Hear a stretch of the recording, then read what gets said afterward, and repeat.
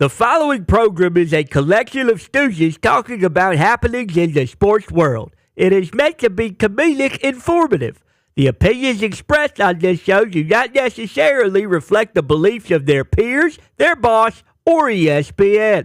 There may be some cuss words because that's how humans in the real world talk.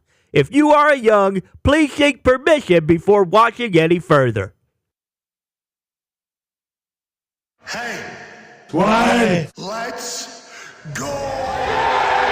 This show stinks, and the fact that you listen, we are very, very thankful for. McAfee on the line with a gorgeous assist. The all-time leading tackler for the Green Bay Packers. You pig! Damn it! Be a friend, tell a friend something nice could change their life.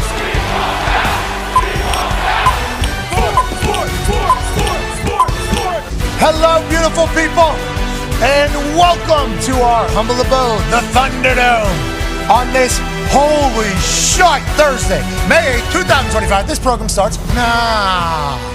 Sports are happening all around us. We were off yesterday because I had meetings all day, and we're trying to figure out the future of our business, our company, and our life. And I would like to say things are looking good. We do believe in life is great, especially because sports are fantastic. Hey, why is today called Holy Shite Thursday? Well, that's because the Knicks are up 2-0 over the Celtics. Wow. Holy shite! The Indiana Pacers are up 2-0 over the number one seed Cleveland Cavaliers. Holy shite! The Maple Leafs are up 2-0 over the reigning, defending, undisputed Lord Stanley Cup champion Florida Panthers. Holy shite! And George Pickens is a Dallas Cowboy. Yeah. Holy shite. So much happening, and we'll be trying to catch up with all of it. We'll be chit-chatting about it all. We have a lot of guests coming on. Quentin Richardson will join us in about 9 minutes. Obviously, he was a 13-year NBA veteran. He will chit-chat about the upsets that are potentially around the corner in basketball that none of us could have seen coming. Pacers up 2-0 over the Cavs because Tyrese, what the Halliburton, is balling all over the place. Okay, I'm going to miss this free throw on purpose. Yeah, without a doubt. Yeah, without a doubt. No questions asked. Nope. No questions asked. Have you seen his free throw percentages? If he's going to miss, it's going to be on purpose. He knew he was going to miss it short. He knew there was going to be a scrum. He knew where it was going to bounce. He said, let me snag that thing. Oh, we're one-on-one at the top? Okay. How you doing? Keep it. The Hallie step back. We're going to start calling that the what the Hallie because I believe that is happening on a regular basis. And him having, 2 game winning or whatever, they started giving out all the stats, 9 out of 10, highest percentage since like 1960 something or whatever. Tyrese Halliburton was voted the most overrated player in the NBA by our friends at the New York Times' Athletic a couple weeks ago. What has he done since then? Oh, just big ball all over everybody. Holy shite! We are in Halliburton's time. And if you start looking around the league, you start looking at who's playing well on a consistent basis, you start to think to yourself, hold the phone. Are we staring down a potential parade here in Indiana in a few months? Are we staring down the hottest team in the NBA right now, even if you go all the way back to like February or whatever it was? The Indiana Pacers are that team, and they're a team that works hard. They're a team that's bought in. They're a team that's very close, and they're a team that has a superstar at the point guard position who is humble and has got enough moxie to be electrifying. Now, I know the NBA and the TV people haven't wanted to put him on primetime. You don't want that guy on primetime television? You're out of your damn mind. Next game is on Friday night here in Indiana. I assume that we will have some representation in the building, and I'm pumped up about this. Now, obviously, the Cleveland Cavaliers are a great team. Cleveland Cavaliers have had a stupendous season, number one seed in the East, and that is an East that has the Boston Celtics. Speaking of, Boston Celtics down 2-0 to the New York Knicks. Let's go over to the toxic table. At Ty Schmidt, you look great. And at Boston Connor, what the hell is going on? Now, I'm hearing everybody say that the next game is a must-win for the New York Knicks because the Celtics might wake up. What the hell happened last night? And how are we at a situation where the Knicks are up 2-0 over the dominant Boston Celtics team, Con, man? Yeah, not so dominant whatsoever. Last night, it was kind of the same story as game one. Right into it, with about, 6 minutes left. Yeah, up 10, the Celtics. The Knicks come right down. Bridges 3. I believe that was his second bucket of the game. He scored 14 points all in the fourth. Brunson 3. How you doing? Off an offensive rebound. Basically a nightmare situation here, Josh Hart. It was them three really in the fourth quarter. Here they go again. You guys were up 20 at one point, right? Up 20 at one point, I believe. 99% or 98% chance of winning, whatever the fuck that means. Graphic has it as well. I think they're the first team ever to come back from 20-point games in back-to-back in a playoff series. There it is. There's their first lead of the night with 1:58 left in the fourth quarter. Brunson's unbelievable. Here he is once again. A lot of people thought that was an and one, but no, sir. They go up by 3. Celtics actually can score the basketball, even though we haven't seen much of it. Not there. Those are free throws. The Celtics didn't score a field goal, I believe, for 6 straight minutes in the fourth quarter. Those are free throws. Those are not field goals. Down by 1, Celtics, of course, make it look easy. Tatum, walk right down the court, dunk. Oh, we're up by 1, you know. The Knicks, they have the most clutch player in the NBA, even if they are able to score, which they are. Brunson gets the free throw line here against Drew Holiday. He ends up making both of them, but still plenty of time. 12.7 seconds. Celtics down by 2 or down by 1 rather. Bucket once again, and no timeout. Kind of love it. Let the boys play. Tatum just came down and went right to the hole and scored. Let's see if he can do it again on Mitchell Robinson, their center. Turns out no. Mikal Bridges kind of late double team there, snatches the ball, blocks him. Game 1, he snatched it out of Jaylen Brown's hands. Game 2, he basically blocks the Tatum pass to Jaylen Brown. And the Knicks take a 2-0 lead, winning twice in Boston. Bridges was unbelievable in the fourth quarter. He scored all 14 of his points, and it was quite a spectacle. Here's kind of the highlights of him also doing the deed. It was I won't say abusive because I'm not going to go that far, but watching it as a Celtics fan, it was painful. Yeah, I can imagine, especially being up 20 or whatever. This is back-to-back games, and this New York Knicks team, obviously we know about their resilience and their fight and their grit and everything like that, and Brunson has been voted the most clutch player in the NBA, and he's a dog. Obviously, we saw him last year during the playoff run. This season, I think there was an injury, maybe a trade, some shit happened with the Knicks where the Knicks going to be able to be the Knicks this year without DiVincenzo and everything they had going on, Cat coming over there, yada, yada, yada, and it's like, they continue to be the team that just keeps on fighting. And I think the people in New York are pumped that this team is representing the city of New York. Bruce, this is the best Knicks team, obviously best run the Knicks have had in a long, long time. Feels like the city's out, brother. They're outside right now having a blast with this. Oh, yeah, we are outside, as they say. The Knicks haven't been to the Eastern Conference Finals since 2000. This is the most fun I've had watching a New York sports team since 2007, probably. You can even go back to the Yankees. 2003, Aaron Boone hitting a Game 7 walk-off home run. It's that type of energy that we're dealing with right now. Honestly, last night they played great defensively, but offensively we really struggled to get anything going. Obviously in the first 3 quarters, but we're taking it back to MSG. And hopefully putting it away, and destiny is all. We'll have that rematch with the Pacers and be the first healthy team they play in the NBA playoffs since the Boston Celtics last year. Okay, yeah, I understand the Cavs have some injuries. I mean, that's basketball. It's going to take place. I'm excited to see a healthy Knicks team take on a healthy Pacers team. A lot of basketball left. Oh, yeah. This is what the best of 7 thing is. People can get up 2-0 and everybody lose their mind. They stole 2 on the road. It's like they can easily take the other 2 in your house as well.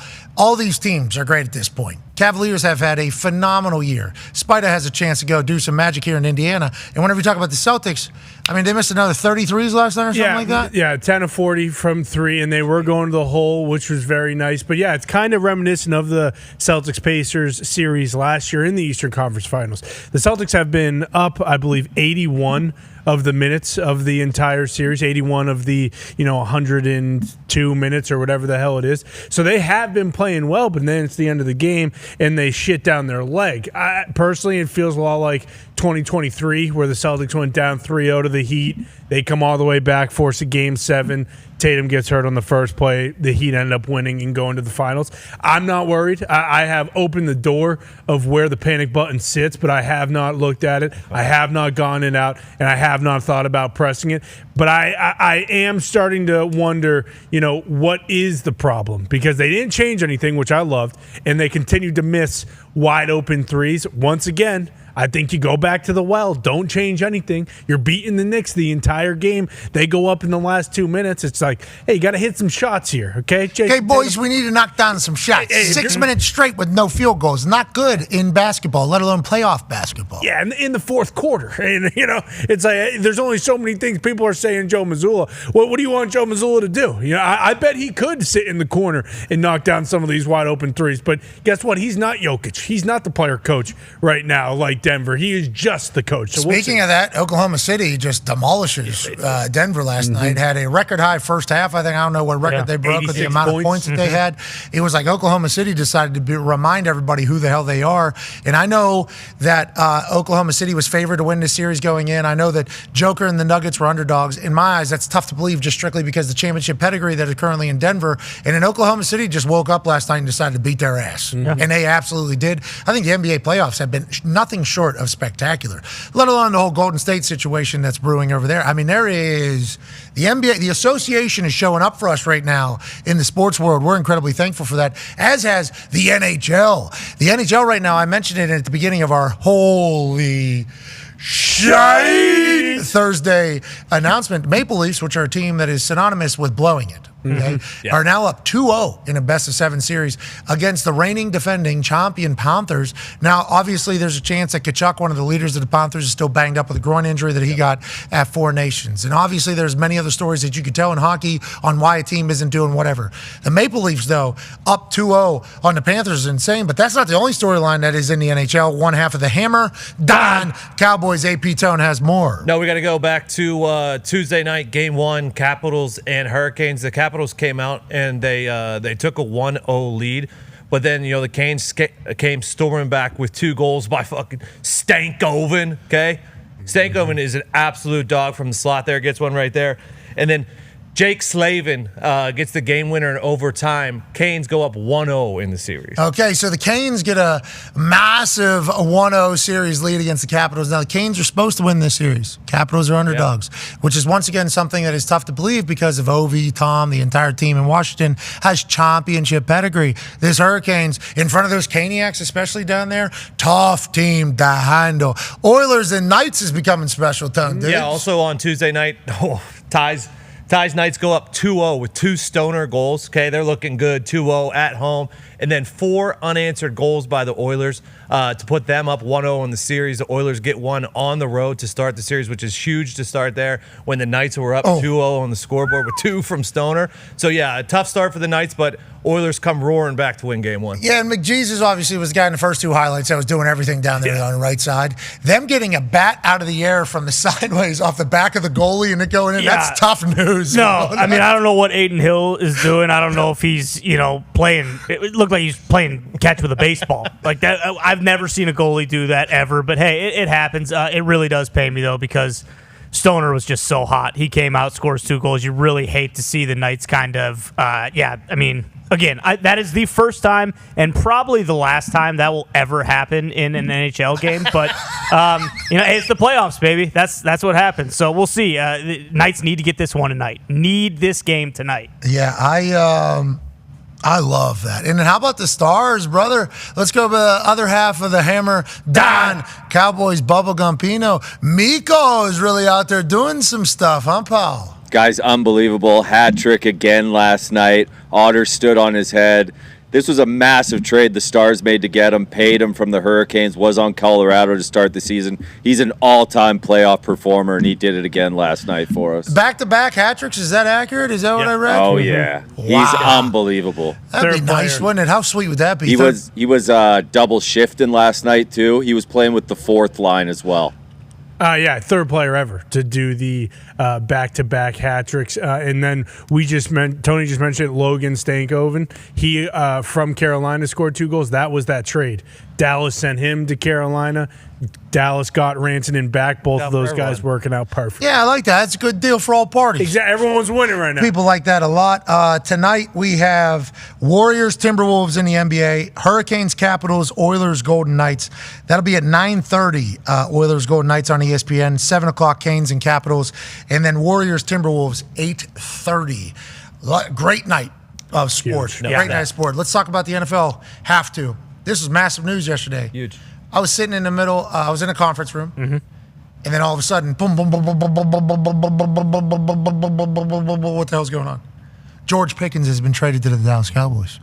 Wait a second. The Steelers receive a 2026 third-round pick and a 2027 fifth-round pick. Okay, I don't know if they're trying to accrue picks or if this was the best offer that they were to get, but they send Pickens and a sixth-rounder to the Dallas Cowboys. In that graphic jersey swap that Dahn did there is nasty. I mean, that is great work there, Dahn. Awesome. Great work, Dahn. That is a filthy picture right there. But George Pickens, I thought, me personally, as soon as DK Metcalf gets brought into the Pittsburgh Steelers, I immediately go, okay, this means George Pickens is gone. A lot of people are like, well, why would that mean that? Now they have another weapon. Now they got a second wide receiver. They've been looking for a second wide receiver. Why would, as soon as they get another wide receiver, why would they try to get rid of the guy that they have? And it's just like, I think there's a lot potentially going on in that room. That feels like a tough room. And, you know, on Madden, you don't have to worry about humans.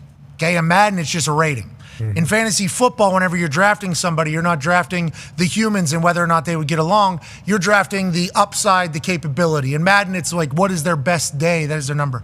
Humans becoming a team is the most important part of a successful football franchise. I'd assume any sport, but definitely in the NFL. With the way things have gone with George Pickens in Pittsburgh, adding in DK Metcalf with how things were going with DK in Seattle, that just felt like too much TNT for me in one particular room when there's only one football on the field. I assumed GP was going to get traded.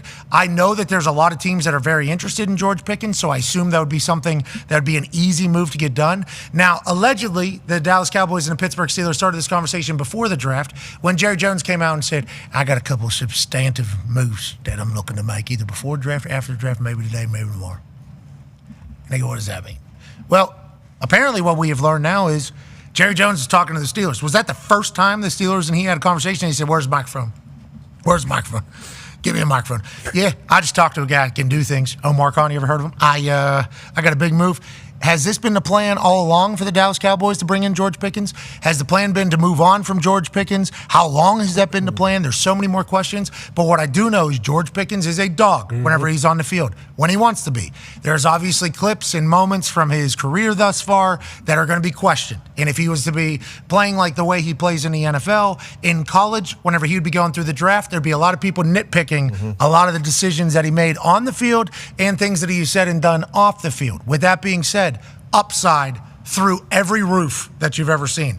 If you can get him to buy in, and if you can get him to love his team, and you can get him in an offense, Shoddy and the boys are going to have to figure that out down there with Dak. If you can get him an offense that he is going to do well in, he has the chance to be megastar. So I assume that the Steelers view this as a win because they're going to move in a different direction. And if I'm George Pickens, I think I'm pretty excited for a new start, fresh start as well, especially down there in Dallas. AP Tone, obviously diehard Pittsburgh Steelers fan. You thought it was going to be DK, GP, Freiermuth, even Warren in there. You thought that was going to be the case. I think a lot of people had hopes for that. I think in the building there was a decision on is this sustainable? Is this sustainable for 18 weeks, 17 games with the roller coaster that happens throughout a football season? Yeah, I think my whole thing yesterday was that 2025 Steelers fan me was bummed out because, yes, I wanted to see all those guys play together. Was it going to work out? Who knows? It was going to be electric. It was going to be fireworks, whether it was good or bad. 2025 me was very excited to see this offense as a whole, potentially with Aaron throwing to these guys. 2026 and moving forward me thinks is a very smart move. They were never going to pay George. He's going into a contract year. This was his final year. They were never going to pay DK 30 and then pay George 25 to 30. And like you've said, he was a first-round talent coming out. He fell to the second round because of some of the stuff that you've heard about George, about showing up late to games and stuff like that. I just don't think the Steelers organization wanted to deal with that anymore. Now, listen, the Steelers fan base was not happy at all yesterday about this. Now, if you looked at it with a level head, you could have been like I was 2026 moving forward. We're never gonna pay this guy. We're gonna get a third-round pick. We now have 12 picks going into the 2026 draft that is in Pittsburgh. 3 third-round picks now in that draft to potentially move up, get your future. But, just the whole thing, this was This was always going to be the case. I think this was the smartest move moving forward for the team. I know a lot of people are pissed about it, but 2025, were you really going to win the Super Bowl? Was he going to help you win the Super Bowl? Maybe, probably not. So I think this was the smartest move. Well, I saw a little Aaron Rodgers derangement syndrome. Sure. Where his fault. I don't even know if he knows George yet, but what he likes, he's not even on the Steelers. What he likes from a wide receiver is certainly something that George is not. So Aaron's going to want him to be moved. So Mike Tomlin and Omar Khan and Rooney family said, this guy's not even on our team yet, but there's a chance that he doesn't like you, so we're going to – there's people saying that. We are not making that up. That was actually said by people. And maybe a conversation was said about how he operates and whether or not it is still going to be a Pittsburgh Steeler for the long haul. Like, are we going to pay him to be a long one? Maybe we can get a couple pieces for this that can help our future. But I will say this about George Pickens. If he's able to hit that next level, lock in and everything like that, you're talking about game breaker, game wrecker. I'm happy to hear the Dallas Cowboys still have hope that is the case. And hopefully he'll be able to accomplish that. We have some breaking news. Ladies and gentlemen of the Catholic faith, No way. there is a new pope that has been selected. What? White smoke has come out of the top of the smokestack. And What? out of, can you scroll up, please? 133 cardinal electors gathered in the Vatican Sistine Chapel, which obviously we know from the picture. And they have elected the new pope. He will appear soon at the central window of St. Peter's Basilica. Wow. So he's just going to do, they have songs, and then he's on the side. Q stays, yep, please. So he's going to be here. They're going to have that empty window. Yep. Yeah. And then he's just going to go, pow! Pretty much. Yeah, Start exactly. waving. And then Thunder! all the people down there are just going to go ape shit. Everyone's going to know who it crazy. is. It's me. Yep. It's me. P-O-P-E. He might hit a couple of these. Yeah. Exactly. Is he going to be 1,000 years old like all these other popes have been, or how's this kind of work? Should we expect a 2,000-year-old man to roll into this window later and he's in charge of now he's your boss now? He's the Catholic boss Well, now? I'm not a priest, so he's not technically not my boss. Oh, so he's the boss of every priest. He is the Who's the boss of you? I'm the boss of me, brother. Okay. Your Lord and Savior needs his Well, that too. But yeah, he's running the Catholic Church. My guess would be, so we had this conversation this morning. Everything I'd read that said hey, this could be the longest conclave ever. We got a lot of young cardinals who have never been through this process. We might have multiple weeks here before we get a new pope. Nope.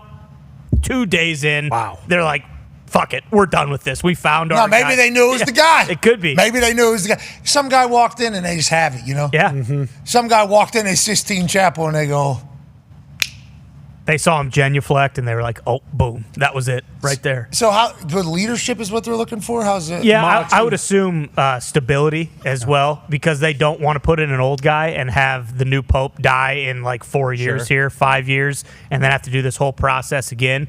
But from everything I've read in this particular situation, because there were a lot of young and inexperienced Cardinals, this is just a political power grab. A lot of, people backstabbing in there? Yeah, could have been quite a I bit. didn't So think about that. we'll see. I'm very interested. They had odds set on who was kind of the hot shot. I believe there was a guy from Italy. They favored the hometown hero. La Popino. Yeah, exactly. So we'll see. always I'm be actually shocked. I'm shocked we got white smoke today. This is crazy. Do we know who it is before they appear at the window, or is it just hey, here I am, and then somebody knows who that guy is, right? The 133 people that elected it, I think. Yeah. And I think they're probably pretty tight. I mean, if they're sending smoke signals to let people know messages, I assume there's not a lot of messages getting out of there. Maybe a carrier pigeon they'll send out to maybe break the news. I don't know what it is. But congrats to them, finding a new pope. We got him. We got our guy. massive. They got their guy. Yeah. We got our guy. We got our guy. Dominated the pre-conclave meetings. Yeah, he came in and just took over. They asked him, hey, what's your least favorite part about the church? Well, and he said nothing. There's actually nothing about the church. I didn't even know that was possible. And then they asked him to draw up some verses. Yeah. And what his favorite parts are. Yep. Couple favorite hymns. Yeah, favorite hymns. What leads to what, too? Hey, why did you pick this particular verse on this particular Sunday when everybody else did this? And, as I was thinking about the people that are going to be in my congregation, I thought they needed to hear this. They had already heard this 2 weeks before. So I went with this message. I even sprinkled in a little John in here. Little John came in. Little John came in here. And I thought that message really hit home. And the other 133 were like, Yeah. That's our guy. Yeah, it did, brother. Yeah, confession breakdown, Yep. as far as how do you handle certain situations. What's your go-to? Yeah. Probably had him do like an elevator pitch homily. Sure. Like, hey, why should you be Pope? 5 minutes, go. And he goes, We are gathered here today. I am a real Pope. We don't mean to mock it, but No. we know nothing about the process other than the fact they send smoke out that thing and let the world know that there's a new head of the Catholic Church. Congrats to whoever this is. And we can't wait to see you say, it's me! Yeah. Joining us now, ladies and gentlemen, not from the Pope world, surprisingly.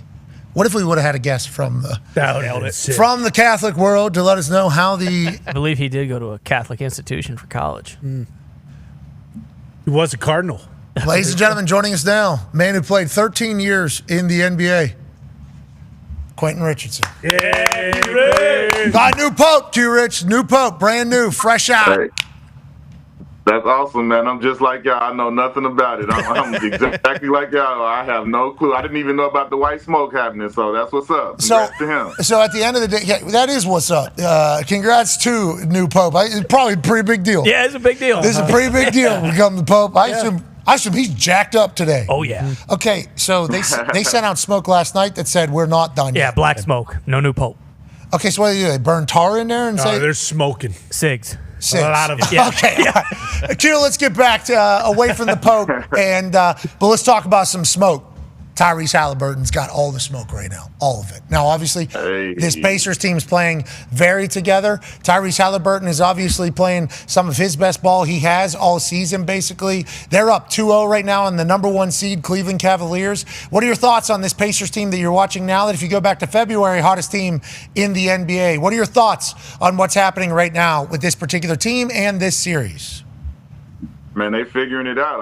I'd be lying if I said I'm not surprised right now. I'm extremely surprised to see that they're up 2-0. I mean, I could see them going in there and getting them a game and splitting. I did not expect Indiana to walk into Cleveland and walk. Look at Hallie with the old school Sam Cassell Sally.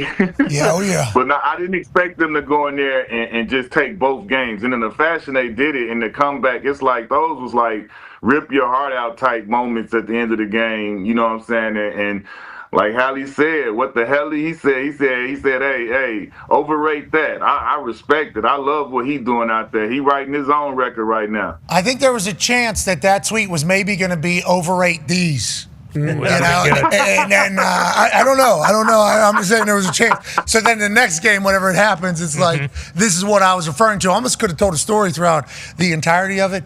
Tyrese is the perfect guy for the NBA too. Like legitimately. He's got so much moxie. He's a nerd, right? He's like a wrestling nerd, but you get him on a court, so much swagger. He's great at the game, loves that he's a part of the NBA, respects the fact that he's a professional basketball player. And here in Indianapolis, we love him. He's not the only one on that team though. That team is filled with absolute dogs. And Carlisle's got them all bought in. All of them are bought in. I think that is so incredibly important, which leads to, obviously, the other series that makes us say, holy shite.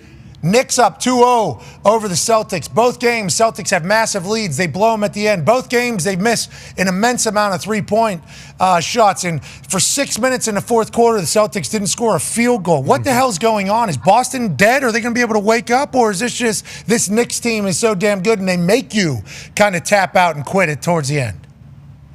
First and foremost, how you doing, Boston Connor? How you doing? You still believe, buddy? You still believe? I don't know about that. I'm still repping the team. I'm not still repping it. Yeah, I'm not too worried just yet. I have not hit the panic button. I got confidence. Nah, just like I said with the Pacers series, man, I'm definitely shocked that the Knicks went in there and got both of those games, especially obviously with them being down 20 in both games. But I mean, I haven't lost complete hope right now. I mean, I still feel like the way the Celtics were able to go into both games and be up 20, they just gotta not screw it up. You know what I'm saying? Like when you get up that many points to go. It's a stat out there where they've missed 45 wide open threes. That means you're at least 6 feet or more open. Nobody's within 6 feet of you shooting the ball. You 0 for 45 on those type of shots. Like, you can't believe that Boston is going to continue to do that, and you can't believe that Boston is going to continue to build leads and then just let them collapse and melt down, because Jalen Brunson has shown, if you just get me to the winning time, I could do the rest. If you just keep it close, if we could close the gap and get there and get to the point to where it's actual clutch time, Jalen Brunson going to do his thing. He's shown and proven that. So if Boston, the confidence they've given me is that they've been able to continuously build these leads. When you're able to go up on a team like that consistently, that means that you better than them at some point. You're just doing a crappy job of keeping the lead and closing it out. They got to figure that part of it out. Definitely. That could be a mental block, though, Q. And on the flip side, you're talking about a mental boost for the Knicks, knowing that they've been able to do this 2 times now. There's going to be, not that there ever has been any quit in this Knicks team, especially led by Brunson. And Jamal Crawford told us last week that he's been shooting with Brunson since he's like 8 years old, right? Because he played with his dad or whatever. And then you watch the way Brunson kind of operates. As a guy that grew up in the NBA, it has to be sweet for him that just the way people talk about him is like, if it's close in the end, Brunson's going to win the game. Like, that's like the greatest compliment you can give a competitor. And that is very real with this guy. And the team knows it as well. What a squad they have right now, Q. No, they got a great collection of guys that's playing really well together. But as far as Brunson, his mental makeup, like Rick Brunson, his dad, OG Rick, has done a great job bringing him up. But I think even Rick will say, Jalen's mindset, like you can't, like as a former player or whoever, you can't just say, okay, I'm gonna make my kid this way. Like, he was born that way, to have this type of mental capacity to be even keeled, to not get too high, to not get too low, and to be able to have that type of focus, to be able to go crazy like that when it becomes clutch time. And the thing that's impressive to me is that even the game winners, the shots he hit, you see guys go jumping on tables and lose it. Like, he celebrates, but it's like, it's very mild and very chill. He was born that way. It's hard to say that I'm going to go build and mold somebody to have that type of mindset and that type of mental toughness. I mean, obviously some of the things that Rick put him through coming up, that definitely molded and gave him some of his toughness. But that mindset and the mental part, I don't know that you could just build that. Yeah, I think the skills and everything, and obviously the game that he can learn from the pros that he grew up around, is certainly an advantage for him. But dogs, especially like Mamba mentality type dogs, I think you're born that way. I don't know if you can. I don't know if you can find that. Now let's go to the West, shall we? And what a dominant first half, and then obviously dominant entire game. Go ahead, Ty. Yeah, Q Rich. I think after game 1, we all assumed like, hey, why is Denver still the underdogs when they play well, especially with Jokic and what he's doing? Like, this team should be a favorite to knock off the Thunder with how young they are. But then last night we see what happens when the Thunder kind of play their A game. They win by 43. When you're looking at this series after last night, does that type of get-right game, like, do you think the Thunder are just going to roll now, or do you think this one is still going to go like 6 or 7 games? I think it'll still be a competitive series. I don't think last night was an aberration in my eyes. I don't think they're going to just keep beating them by 40 and 30 points. But I do think OKC is the better team. Obviously, their record and everything they've done the whole season shows that. But I do know that Denver, We just lost him. Yep. We'll call him back. Oh, man. Yeah, we'll call him back. He was about to get into it there. Had an interesting service throughout the entirety of it. It was kind of coming and going. Yeah, first time. I often wonder how that happens. It's weird. Because if you have full service at one point and then you have no service at another point, does that mean they are throttling you a little bit? Satellite in front of another satellite? And Oklahoma City right now is like, oh, of course. Yeah, they are for sure. Of course, as soon as you get a chance to talk about us being great over this Denver Nuggets team, it just cuts off completely. Isn't that convenient, and how it all goes? But watching that game on my phone, because I was in the middle of watching that number just run. Crazy. I thought I was watching like a brrrr, like, they have those counters or whatever. Mm-hmm. Oklahoma City's first half, that number got real big real quick. They played no games. None. And it's like, wait a second. Are the Oklahoma City Thunder all the way back to being who everybody thought they were? And are the Nuggets going to be able to figure this out? Like, normally Joker learns you and then he gets better against you. Here they were better in the first game than they were in the second game. Is the third game going to resort back to what we normally see out of the Joker? Or was this just kind of water finding its level in this particular series? Yeah, it feels like Denver sometimes does like the every other thing. Like you wonder if with 86 points after the first half, Let's rest this one a little bit. There was a little bit of like, okay, maybe not tonight, because even you look at that Clippers series, that was damn near in every other game situation for Denver as well. So maybe not too sure about it, but just like with the Celtics, when you miss all those shots, like the Thunder, game one, you're going to come back with an electric performance. But I would expect Jokic to respond pretty mightily at home in Denver. I think they play tomorrow or Saturday. I have faith in the Denver Nuggets. No doubt. I have faith in the Denver Nuggets. I have faith in Joker, but I also love that OKC just woke up. They're fun to watch. Mm-hmm. Yeah, they are and they're young. Yeah. Great. And they're fun, and their fans are magnificent. I mean, the Oklahoma City fans are great. And it's like this Cleveland Cavaliers team. Are they going to wake up? All year, they've been the team that Oklahoma City, Cleveland. Yes. That has been the conversation. Like, not enough conversation is about these two teams because they are the two teams. Now, obviously, with Cavs being down 2-0, it's like, will the Cavs wake up and become what they were all season? Or with the injuries that they have happening, is it too much? And it's like Oklahoma City woke up. Is this who they're going to be now for the rest of the time against this Nuggets team? It's like the association's they're throwing some heat right now. Yeah. Like, legitimately, they got some stars showing up, and they got some storylines developing very quickly here in front of us. What's funny is the Celtics are down 2-0. Cavs are down 2-0. Oklahoma City's 1-1. The favorites to win the finals are still OKC, Boston, Cleveland. Those are top three to win the finals still. Pacers plus 1,300, huh? Yeah, That's good tasty. odds. That's tasty. Good odds for Indy. Now, I may or may not have talked to Tyrese, okay, since Game 2 dub. Obviously gave tons of flowers. I have to. What a cool moment. Yeah. Like, that had to feel so cool. Yeah. There's a couple of these now happening for you where it had to feel like all your. Now, I hope his dad, I hope his dad enjoyed the hell out of them or wherever he was. I hope his dad was in some, Comfy. I hope his dad was doing his dad's thing. I doubt he was on a couch. I assume he was somewhere. Yeah. There was energy and he was going crazy. I just assume from what we know about Tyrese's dad, I hope he enjoyed all of this. But also, it's just Game 2. Yeah. Yeah.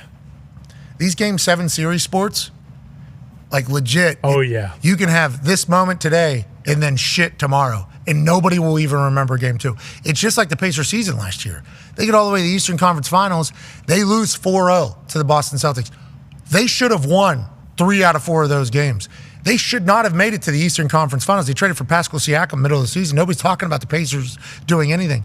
They lose 4-0 to the Boston Celtics. Nobody was allowed to talk about them. Yeah. Nobody was allowed to talk about it being successful. So I just sent a little reminder about how everybody still thinks you're shit. And it's just 2 games, brother. We got to win 2 more just for this series. Then we got another series.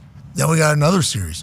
It's like, what a magical moment, how awesome it is. And I think going through what they experienced with the Celtics last year, going through everything they experienced, I think they feel like or look like a more mature team as well, like a more experienced team, obviously, because they've been through the experiences. Yeah, and that's what happened with the Celtics. For them to win a championship, they went to the Eastern Conference Finals. They lost in 7-game series. They lost in the finals to Steph, and then eventually, they go on and win it last year. But that is why, the Pacers' experience is daunting for all the rest of these teams, not just the Celtics because they've been there, but the Knicks. The Knicks, Bruce said it, they haven't been to the Eastern Conference Finals since 2000, and all those guys have played in big games on that team, but still, it's a different level. But to what you're saying is exactly right. Like, hey, they're up 2-0, and that's sweet. Now the pressure's kind of flipped. Like, as a Celtics fan, I feel better now than I did before just because of the conversation. Like, now the conversation... Before Game 2. Before Game 2, yes. Like, now the conversation isn't, the Celtics are going to sweep this team, and if they don't sweep them, if they win 4-1, it's terrible. Now it's like, hey, the Knicks have to win this. Like, the Celtics, they're done. They probably can't win. There's still even odds. But now the story will be at the end of this series, hey, the Knicks blew it. Same with the Pacers. Hey, the Pacers blew it. Versus, the Cavs and Celtics coming back and win it. So it is nice, but the 7-game series are diesel. And that's the difference between hockey, too. Because hockey, after a 7-game series, guess what? The other team that just lost, they're releasing their injury report, and half their guys had, broken limbs and collapsed lungs. In basketball, if you lose a 7-game series, they don't care if you got a bruised wrist or, a rolled ankle. Like, they're just going to talk about how you lost in 7, and then you're on to the next series. And that's why it's only the second round. It's even crazier thinking about that because it's only going to get better now, and that's why the NBA second round on, it really is, prime time entertainment. Best of 7 series are tough. Yeah. Normally, the better team is going to find its way to getting to the win. And at any moment, you're still in it. People have come back from being down 3-0. People have been able to come back whenever it looked like they've just gotten killed.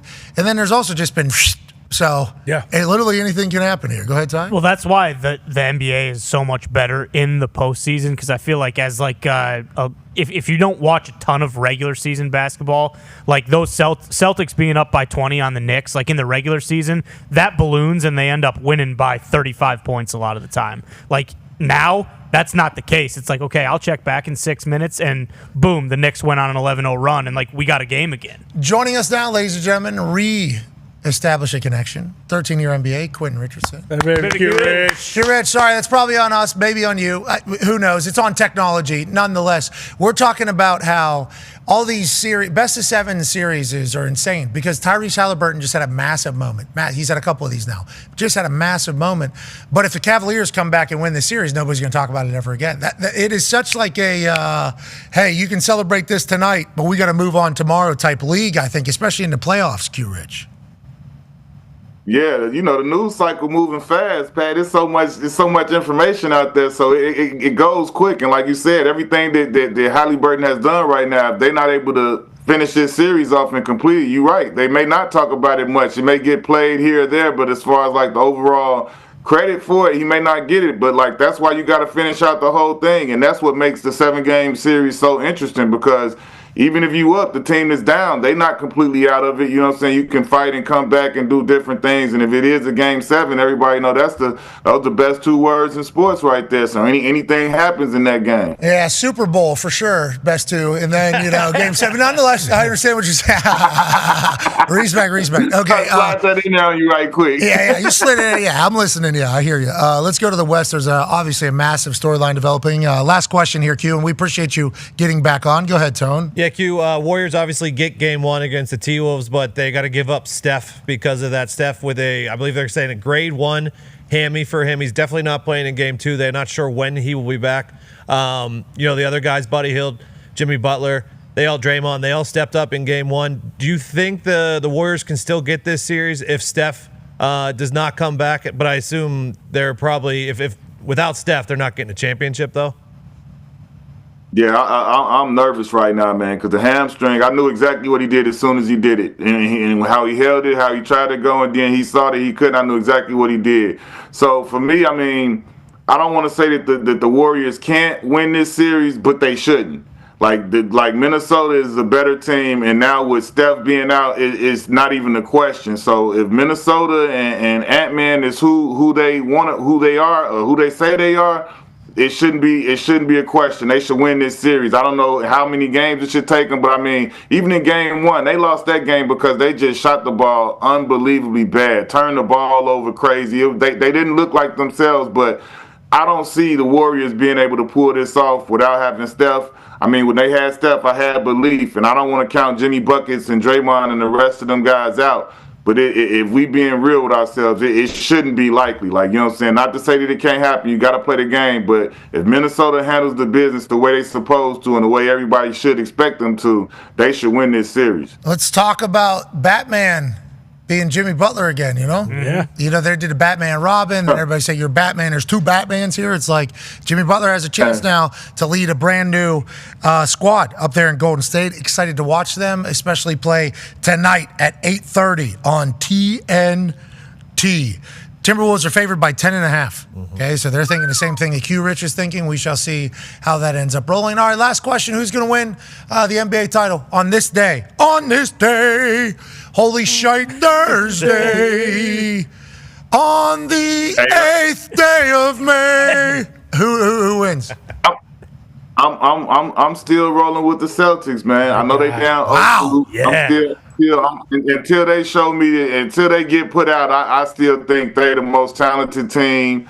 and they got the experience, and they the defending champs. Until you knock them off, I'm gonna roll with them. All right, we appreciate the hell out of you for joining us. Thank you for calling us back through the technical difficulties. You crushed it, per usual. Co-host of the Knuckleheads podcast, ESPN analyst, ladies and gentlemen, Quentin Richardson. Yeah, you wish. Hey, now let's pivot to the NFL. Obviously, some big news. How do we get here? What does it mean? A man who's on vacation but will answer a call right before a golf trip. Ladies and gentlemen, senior insider for NFL Network, Ian Rappaport. Yeah, Rashi.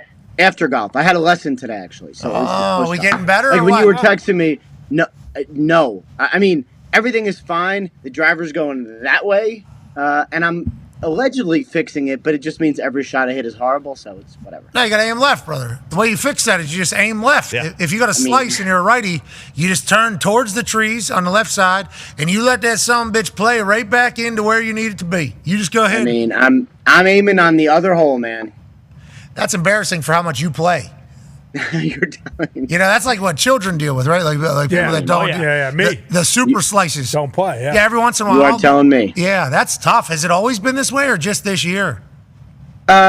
Middle of last year, Oh, and I was no. like, that's fine, I'll work it out. And then I just started. People think I'm a good driver because they see where the balls land, but What? it's really because I'm aiming like 2 holes away, and the ball goes down the right side of the fairway. So end result is okay. Doesn't matter, brother. It doesn't.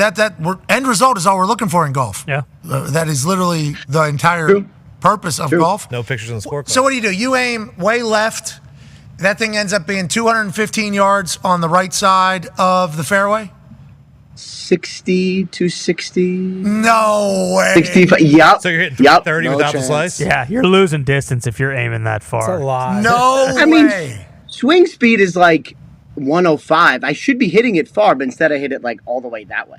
Wow. I'm working on it though. I know it's again. Full people shit. think You got I'm those good. little I'm clubs. What, how do you? So what is? Have you been fitted for your?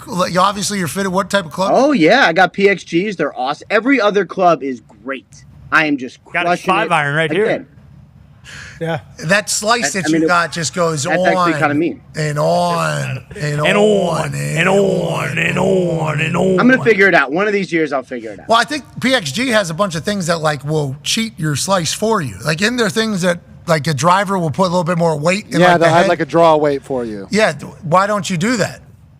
I'm trying to get the swing right. Oh, okay. You need to just accept who you are, brother. That's what you need to do. No, It's a lot more one of fun these- that way. No, I'm again today. I had a good hour session. I didn't fix anything, but I've identified some things.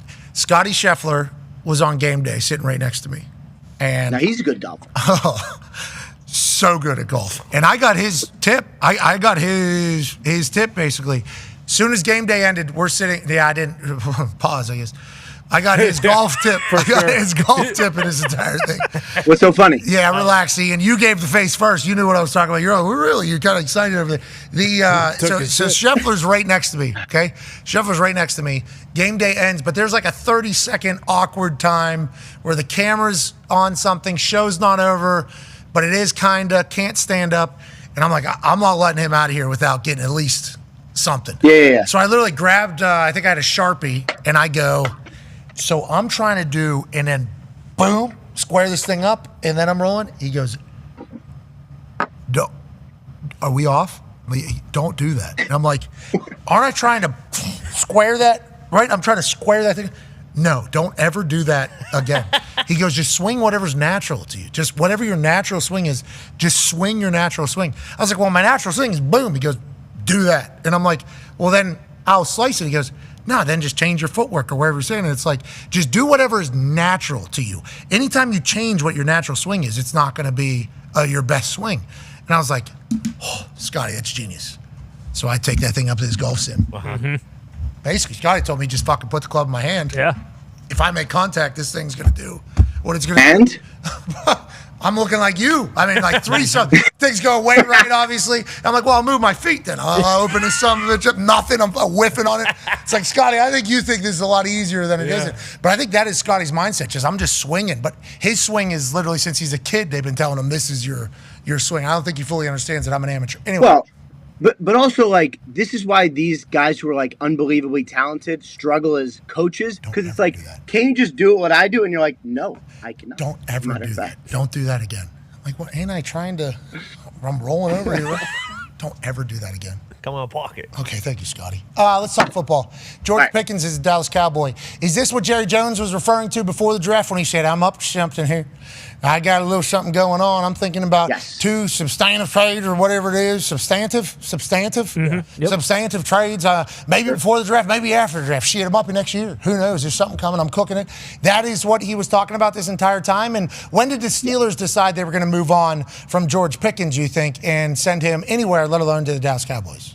All right, first the Steelers part of it. So they trade for DK Metcalf, obviously big trade, kind of beef up their receiving core.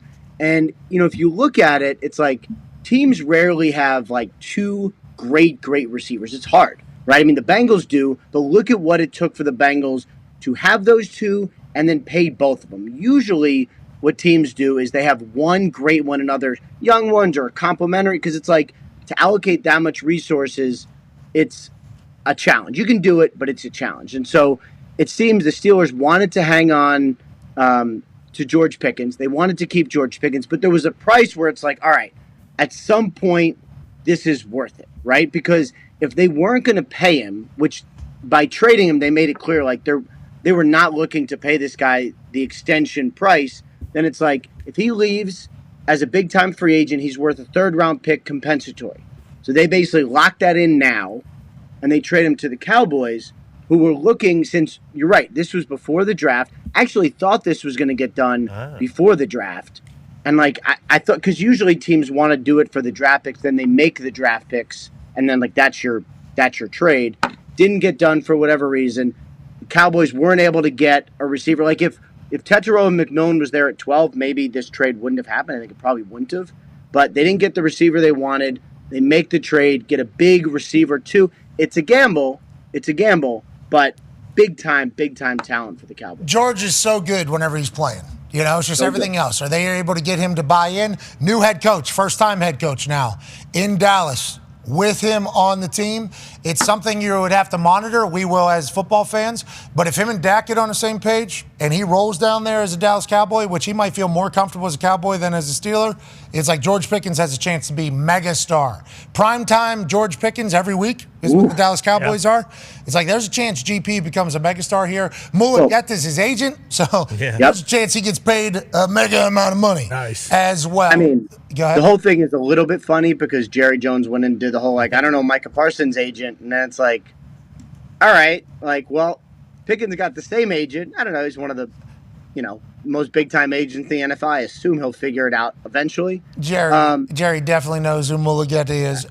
He's the guy that signed the Deshaun Watson $200 million guarantee deal. He was probably very mad about that. Oh, yeah, I would assume. That's what Mulligeti does. That's Mulligeti football. And George Pickens has an opportunity here to change the trajectory of his career and his life. If you have one great season on prime time, 10, 11 times? Yeah. You have a chance to do it all. So I hope it works out for George. Hope it ends up working out for the Steelers there. Now, let's move to a couple other conversations that still need to be sorted. Connor has a question for you. Yeah, Rapture, you mentioned the Bengals there with T. Higgins and Jamar Chase, but the other guy in that kind of trio that was talked about this offseason was Trey Hendrickson. Is there any update on that front? It feels like everything's gone quiet since we last heard from Trey about the entire situation and the lack of communication from the Bengals front office. Yeah, so I think that everything going quiet was probably by design on all parties, right? Like, he did the interview with you guys, which was really, like, very, very good, expansive, excellent. Journalism, you can say it. Yep. I mean, it was, well, for the first time in the whole week, journalism did not finish second, finished first that interview. It was numerous weeks ago. Journalism was nowhere. It's just you tried your best there. Sovereignty did its thing. I get it. Yeah, we get it. Journalism losing to sovereignty. We're past that. Sovereignty won't run the Preakness, so we got no triple crown. No triple crown. Which you gotta. Pat Forty did a good job of right. You gotta change the calendar. You gotta give a little more time. Let it breathe a little bit so you get the best horses in the best. Let sovereignty breathe.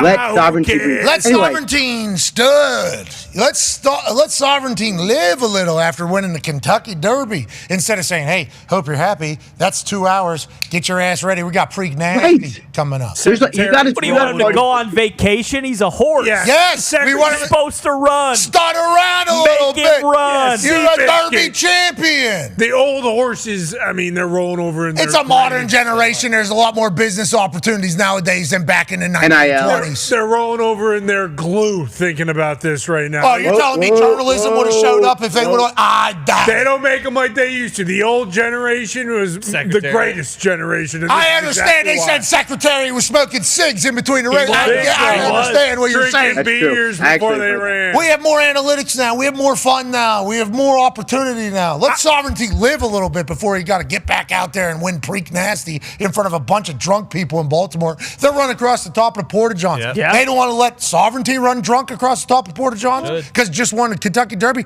Let Sovereignty live. Okay? Yeah, let him live. Journalism died so that Sovereignty could live. Look what they've done. Now we don't. Anyways. They've ruined our great sport.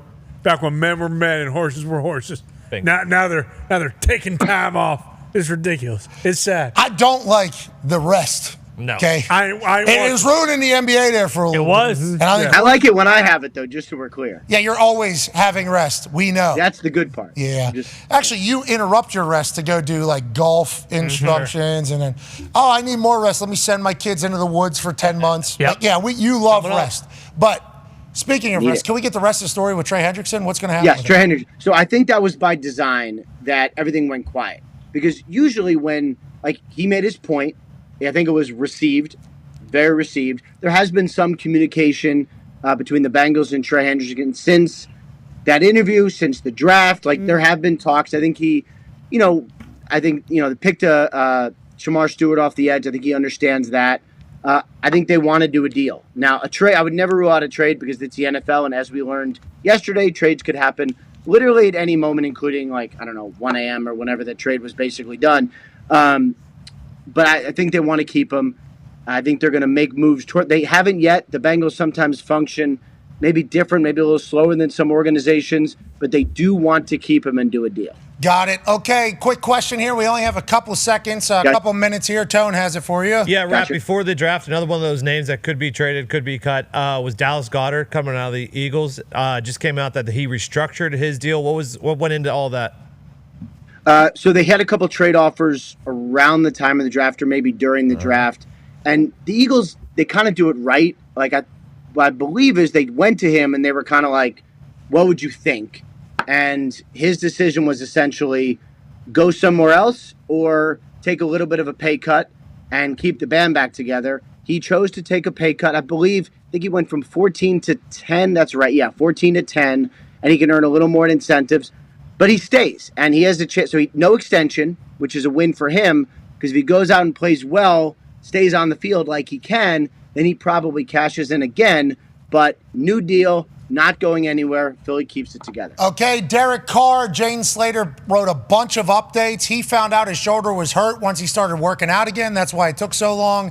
The Saints are trying to figure out what they want to do. Derek Carr contemplating surgery, not surgery. That is a long tweet. Yeah, long. I mean, through it all. We have 1 minute, literally. What do you think the Derek Carr situation is? They're all trying to figure it out still? I believe Derek Carr would like to not have surgery. I believe he would like to rehab, get this thing right, get back on the field for week 1, which my understanding is still at least a possibility, but there's been no firm, he's not having surgery, he's good to go, or he is having surgery. And if he has surgery, it's major, potentially not playing next season. That's what nobody wants. So I believe he is doing what he can now to try to get back on the field for week 1, and we will see where it ends up. Tyler Shuck, Louisville. Starting quarterback. Potentially starting quarterback of the New Orleans Saints. Excited to see how they didn't see him at the Derby. Hey, that's because he's been working.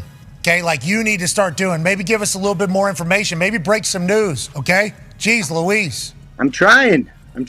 Throw that hat in the fireplace. Yeah, cool hat. Bro. Get rid of that. Ladies trying to get the what? It's a great hat. It's got to be right. Sucks, dude. Right, ladies and gentlemen, got the Sandlot brim. Hour 2's on the other side. Goodbye. All roads leading to Eugene, and I can't help but say, hey,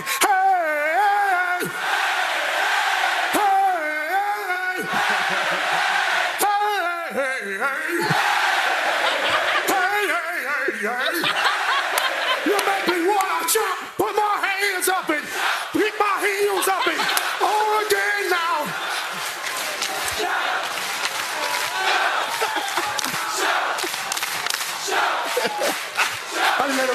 now, a little bit softer now, a little bit softer now, a little bit softer now, a little bit softer now, a little bit softer now, a little bit louder now, a little bit louder now, a little bit louder now, a little bit louder now, a little bit louder now, a little bit louder now, a little bit louder. Yeah, it's awesome. It's a great day in Oregon. You know, we got a cannon. OH! We are! We are! We are! Thank you.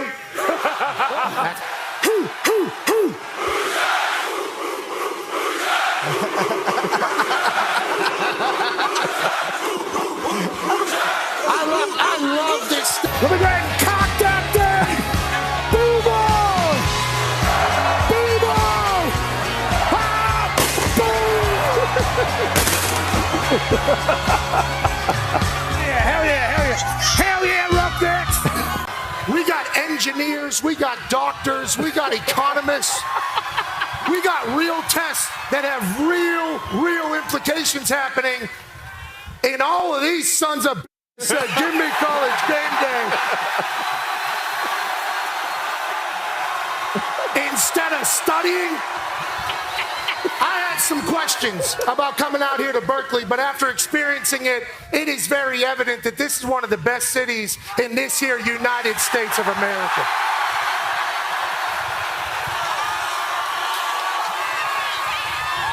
USA, USA, USA, USA.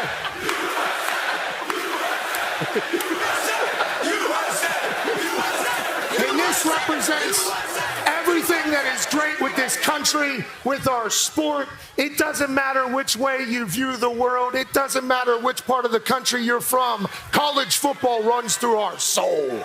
And that is what a celebration today is all about. I am thankful to be here amongst these nerds and future geniuses and future people that are going to run this place. It's an honor to be in Berkeley. It's foggy. I think there's some skunks that died down the street. The following program is a collection of stooges talking about happenings in the sports world. It is meant to be comedic informative. The opinions expressed on this show do not necessarily reflect the beliefs of their peers, their boss, or ESPN. There may be some cuss words because that's how humans in the real world talk. If you are young, please seek permission before watching any further. Hey, let's go. This show stinks, and the fact that you listen, we are very, very thankful for. McAfee on the line with a gorgeous assist. The all-time leading tackler for the Green Bay Packers. You pig!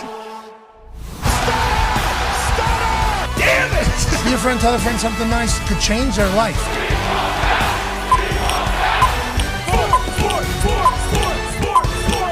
Hello, beautiful people, and welcome back to our humble abode, the Thunderdome. On this holy shite Thursday, May 2025, hour 2 of the program starts now. Sport! Are wonderful, and we're incredibly lucky that we get to talk about them every single day. A lot of sports are happening right now, and we are incredibly thankful for them. The NBA is showing up in a fashion that makes us say, holy shite! The NHL is showing up in a way that makes us go, oh my, holy shite! The NFL has some trades taking place in the middle of an offseason and kind of a dead time while the insiders are golfing and doing their bullshit. It makes you go, holy shite! We're on Holy Shite Thursday. And speaking of holy, there's a new pope. We did it. Amen. We named the show today Holy Shite Thursday because of what was going to happen in the sports world. We had no idea that there's going to be some actual holy shit that is happening in the world today. New pope has been decided. Congrats to whoever the hell that is. Can't believe it. Love it.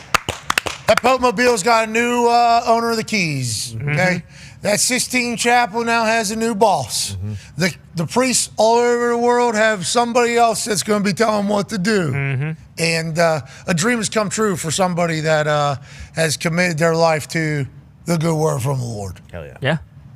Is that a good descriptor of what just happened? Yeah, I think so. I mean, we may you don't know. We may have a completely different mass 2 weeks from now. Really? So this new pope has a chance to go remix. He We does. are going elsewhere. Absolutely. Typically, We're leading off with the gin and juice. Yeah, sure. Communion right from the start. Yeah, we're leading off. Let's go ahead and get a little story. Get a little. Let's have a happy hour to start this entire thing a little bit. Yep. Do you want the body of Christ? Hell yeah. Do you think they're going to do that a little bit? Is there a chance? There's a chance. There's a chance that is what the Pope has the capability of doing. Yeah, I don't think it happens a whole lot because mass has been pretty much mass, my entire life. So, but I'm of the understanding the Pope can basically do whatever the hell he wants when it comes to the Catholic What if Church. this particular Pope has had a bad knee for his entire life, and he's talking about too much? We're not kneeling anymore. We're not doing it. We'll do it one time. Okay, we'll kneel for the Lord. We'll certainly. We don't need it to be every other song and dance. The verbiage. They can change the Yeah, words. they better not. That's gonna be my one thing for the. Well, may for the new Lord be Pope. with you. And also with Yeah, you. and with That your hasn't spirit. changed. But wait, yeah, exactly. Wait till, it's been maybe 3 or 4 years since you've been to Mass and you go back at Christmas or Easter or something like that. And you don't know any of the goddamn words anymore. Whoa, And you can't say that. Well, I know. With the way we're talking and then right you look now. like an asshole because you're trying to, be at Mass and it's like, that guy hasn't been here forever. He doesn't know what's So going maybe on. the new Pope, though, does want to expose the kind of fugazi Catholics that only come and go maybe Easter, Christmas, and then whenever they have to show. Maybe this new Pope is your worst enemy, brother. Maybe he's changing everything. That's fine by me. 'Cause What are some of the things that would have been changed? Because I'm not a Catholic. I know one of the things that I read was kind of reintroducing Latin back Like into that. the Mass a little bit because a lot of Masses a while back and if you I don't like that the dollar is being kind of pushed out of some places. Exactly. And I don't like that the English language, the one that I understand, is getting pushed out of this entire thing. That's what's happening, or are we all going to get more sophisticated and learn Latin, maybe? That's how if I don't know about Tim, it may have been when he went to high school, when my parents were in high school, there were certain Masses that were in all Latin still, in the 70s, so that has been a very popular thing. But I think it's more bigger picture stuff with how the Catholic Church is going to operate, because typically the archdiocese around the country and the world, they kind of dictate how the masses go and how they're going to operate. But anytime there's these big time scandals and things like that, it's hey, how's the Pope going to respond to this? How are we going to get our marching orders for what we're supposed to do writ large? So we'll see. He may change the mass up. He may not do anything. The I paper is currently streaming live over there.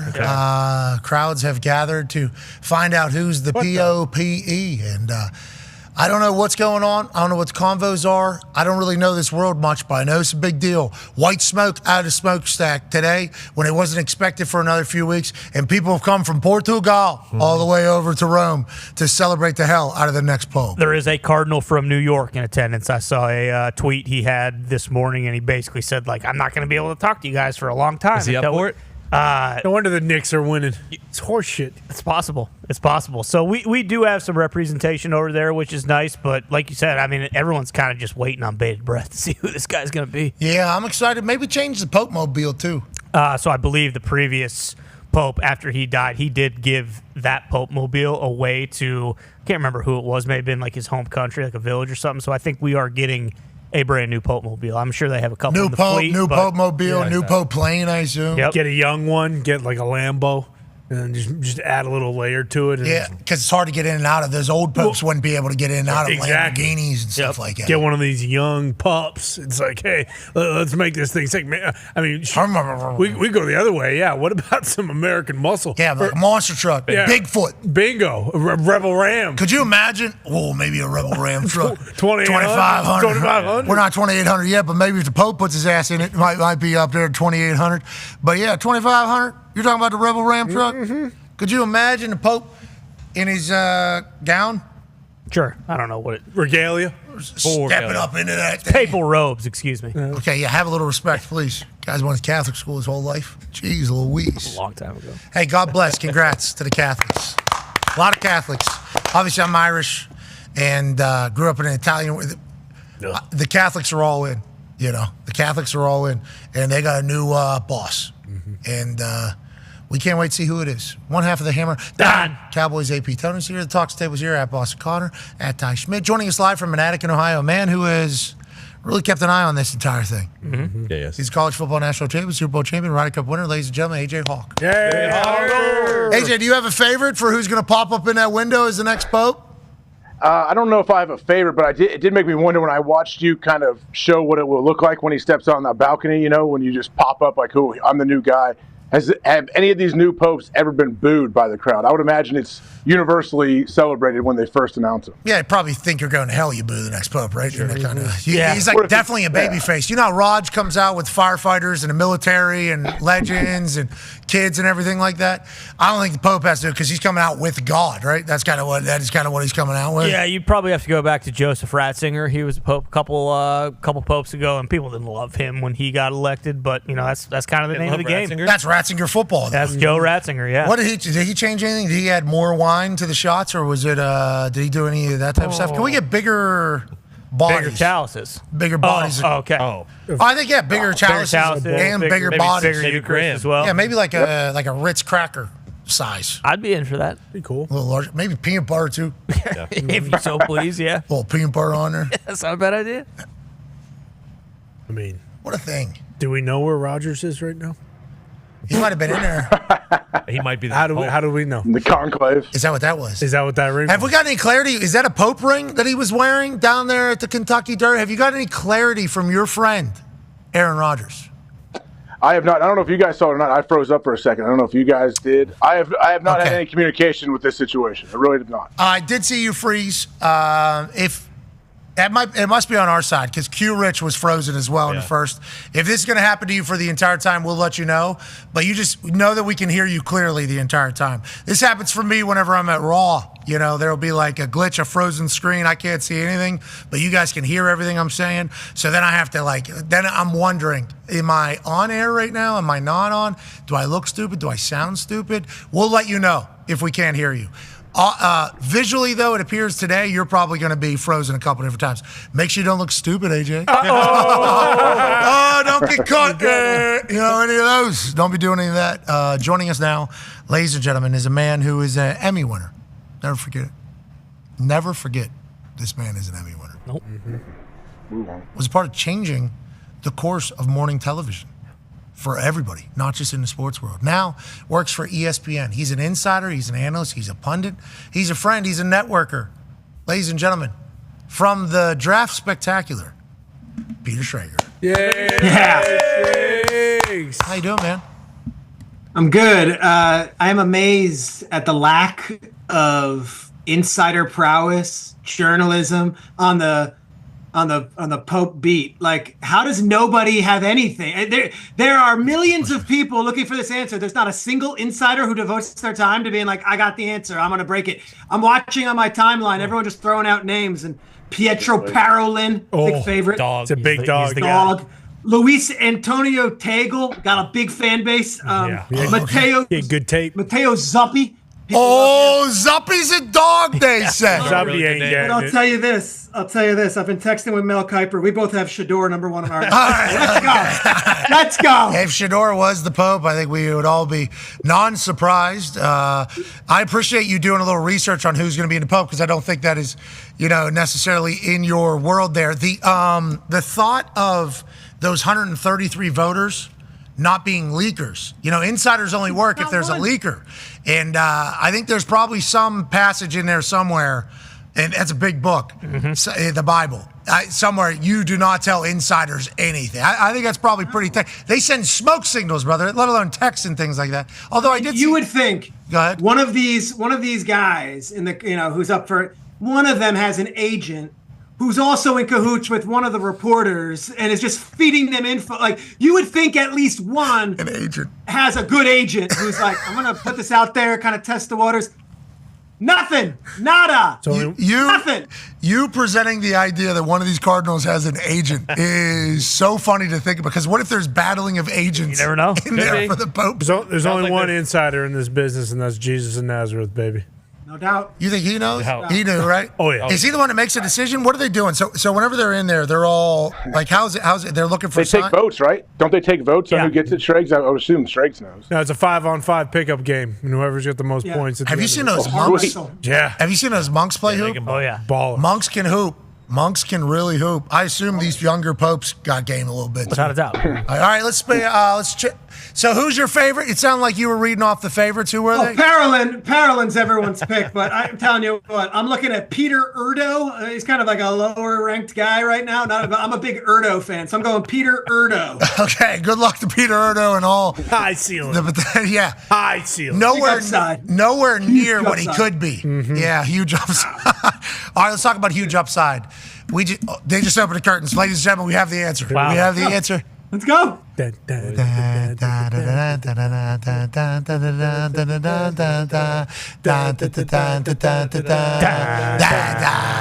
the one with the red hat? Is that who it is? Holy shit, it's him. Let's hear that. No audio. Okay, I can't get audio. Is that the new Pope, the one in the middle? I thought he had a bigger. They're announcing Pop up his name. A bigger hat. Yeah, I think they're. Look at that microphone the guy's holding on the left. It's like a Bob Barker Price is Right microphone, but like. Yeah, here we go. And now. Standing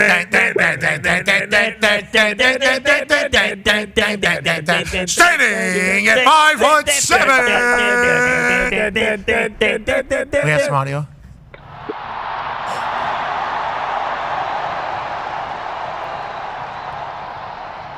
Eminentissimum. Oh, we need. Ac reverendissimum Dominum. We got captions on this. Dominum Robertum Franciscum. Sancte Romane Ecclesiae Cardinalem Prevost. He's from Boston? I think so, yeah. And Primo, Boston. Qui sibi nomen imposuit Leonem Decimum Quartum. Is that who it was? Decime Chef Quaftu? Is that it off? No, I think it's the name right before they open the Couldn't agree curtains. more with what he said. I think he's just listing a bunch of people. I'm fired up right now. Here we go. Here it comes. Oh, there it is. There's the window, I assume. Whoa. Oh, shit. Zoom in, iPaper. Shout out to the iPaper on YouTube. You should follow along for everything we could possibly need. They're setting up flags up there, it appears. Celebratory. What if he comes out double guns? Is it going to happen right now? T-shirt Holy cannon. shit, there's the crew. They're the boys. The boys. These are boys upset they didn't make it. No, they're not. The boys are there. A flag has been hung. Here we go. See the T-shirt cannon? The smoke was smoking. If there is a T-shirt cannon, we will certainly celebrate. Beautiful red. That is good red. Is that some sort of Cardinal red. it's cardinal red? A lot of people saying American Pope coming. Shut up. Yep. From Chicago is what the internet's saying. An American Pope in 2025? He's spinning a basketball on his finger. Yeah. Is Jordan? Is his name Michael Jordan? Can you imagine if it was? I mean, how does America win this one? I'm pretty pumped up. We don't. Where, in the middle? Comes out doing a TikTok video. All right, that's right. Trying to get that younger demo. Got people climbing statues. I still think Rogers is coming out. There's a chance. I still think it. They all There look is like a they're chance. ball fans. They know. Do they boo if it's an American Pope? That's what we talked about earlier. Like, has there ever been a boot? Look at it. What a setup. All the boys up there. That's what they're saying right there. Look at a setup. All the boys. Next time we should be up there. Yeah. So they're just priests, these guys. Yeah. These guys are just run-of-the-mill priests. Correct. Guys up there are cardinals who used to be priests. Yeah, they have elevated in the church. Okay. So there's been 266 popes, I guess. This could potentially be the first American pope of all time. History. Don't hold your breath. Yeah. Everybody on the internet is saying, I even have a name. I just had a name dropped. Mr. Prevost. Don't tip picks. Do not tip picks.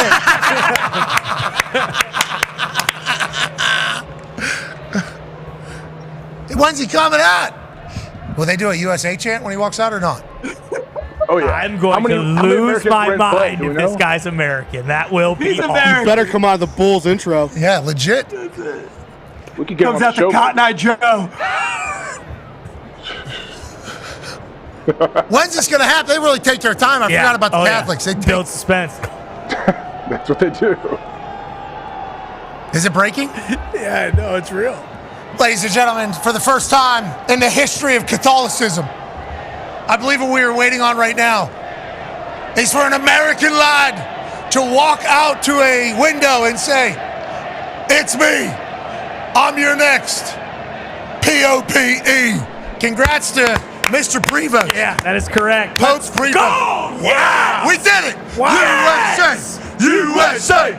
USA! USA! Hey, he went in there with moxie. We knew he had it. Yeah. We knew he had it. We knew he had the ability to walk into a room and turn everybody into his favor. We knew he had the experience to say, "Hey, listen, I've been doing this Catholicism in Chicago for a long, long time. I've been able to reach everybody that I've ever been able to speak to. I love the book that we're reading. The Bible's the greatest. But let me talk about our kind of rituals a little bit. I got some ideas. I got a little flavor. I got a little spunk. I got a little fun in this entire thing. I'm from the United States of America. And yes, sometimes we ruin stuff, but also we make things better." First time 266 popes. We got an American in there. That's crazy. Red, white smoke, in blue.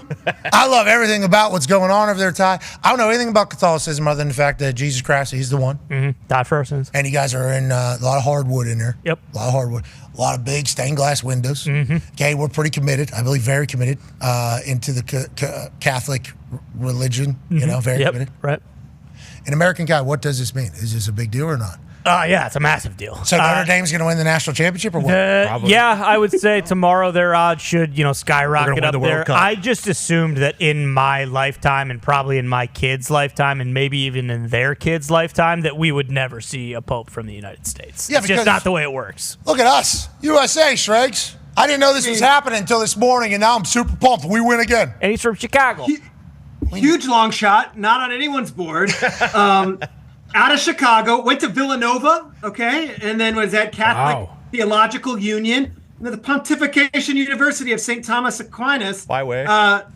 69 years old. I'm into this guy. This is Robert Francis Prevost. I'm into him. I like this guy. Hey, 69, he's still got a good 20 from the previous popes. He's got maybe 40, 50 more years. Yeah. Oh, yeah. All right, congratulations, Good State of pick. America. Good pick over there. Good pick. Cardinals got it right. What's he going to do in his first 100 days now? Yeah. You know? What's his first 100 days? We need that laid out. We want to see it. I'm sure he's ready. Villanova guy. So Is he going to go, do something for the Wildcats? You got to. He played for Jay Wright. For a maybe couple drop years. the puck. What's Played it? for Jay Wright. Yeah. Yeah, smacks the wood. Yeah, I mean, he's not scared to do that. That Okay, bodes well let's for the talk about Knicks. football. Obviously, I think we've done enough Pope talk for probably the year. Yeah.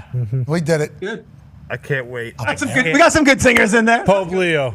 Look at you. Don't tip the pick. That was hysterical. Okay, let's get to, speaking of Pickens. George Pickens is now a member of the Dallas Cowboys. Now, there was obviously a couple different thoughts whenever DK Metcalf gets paid $30 million a year annually as a wide receiver for the Pittsburgh Steelers without ever playing a snap for them. That is so out of the ordinary for the Pittsburgh Steelers to do that, but they want to make a run. They want to make a splash. They need another weapon, yada, yada, yada. A lot of Pittsburgh Steelers fans like, all right, now we got two wide receivers. We've always needed two wide receivers. Then some people were like, well, how is DK and George Pickens throughout an entire season going to be able to coexist? Two number ones in their head. Now, I know CD is number one as well. But, how will that be able to go?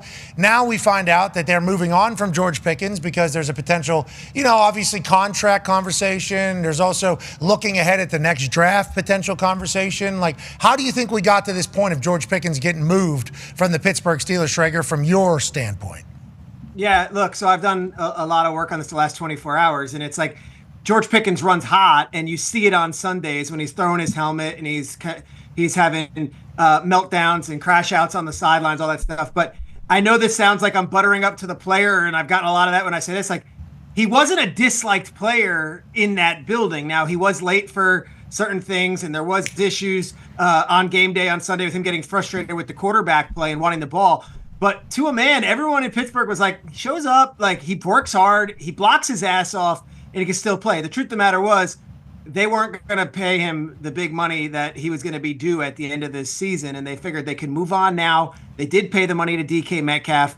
they're moving on. They like Roman Wilson. They like Calvin Austin. They like the wide receiver room they have. They also like an offense that has Pat Freiermuth and what they can do up there. So there are so many question marks in Pittsburgh. This one seemed odd when you look at the fantasy football stats, or you look at, okay, well, they at least had the strength of these 2 number 1 and 1A wide receivers. But from a Steelers standpoint, move on now, pick up a 3rd-round pick. You're probably going to get a bunch of compensatory picks in free agency this coming year based on what left the building. And now you're loading up for the next draft. And George Pickens, is he an all-time Steeler? No, but he's had some cool moments, and they'll move on. And if he goes on and is one of the best wide receivers in football, I don't think the Steelers are going to be crying about it. It didn't work out in his 3 years here. They move on. From that standpoint, I think Pittsburgh's fine with it.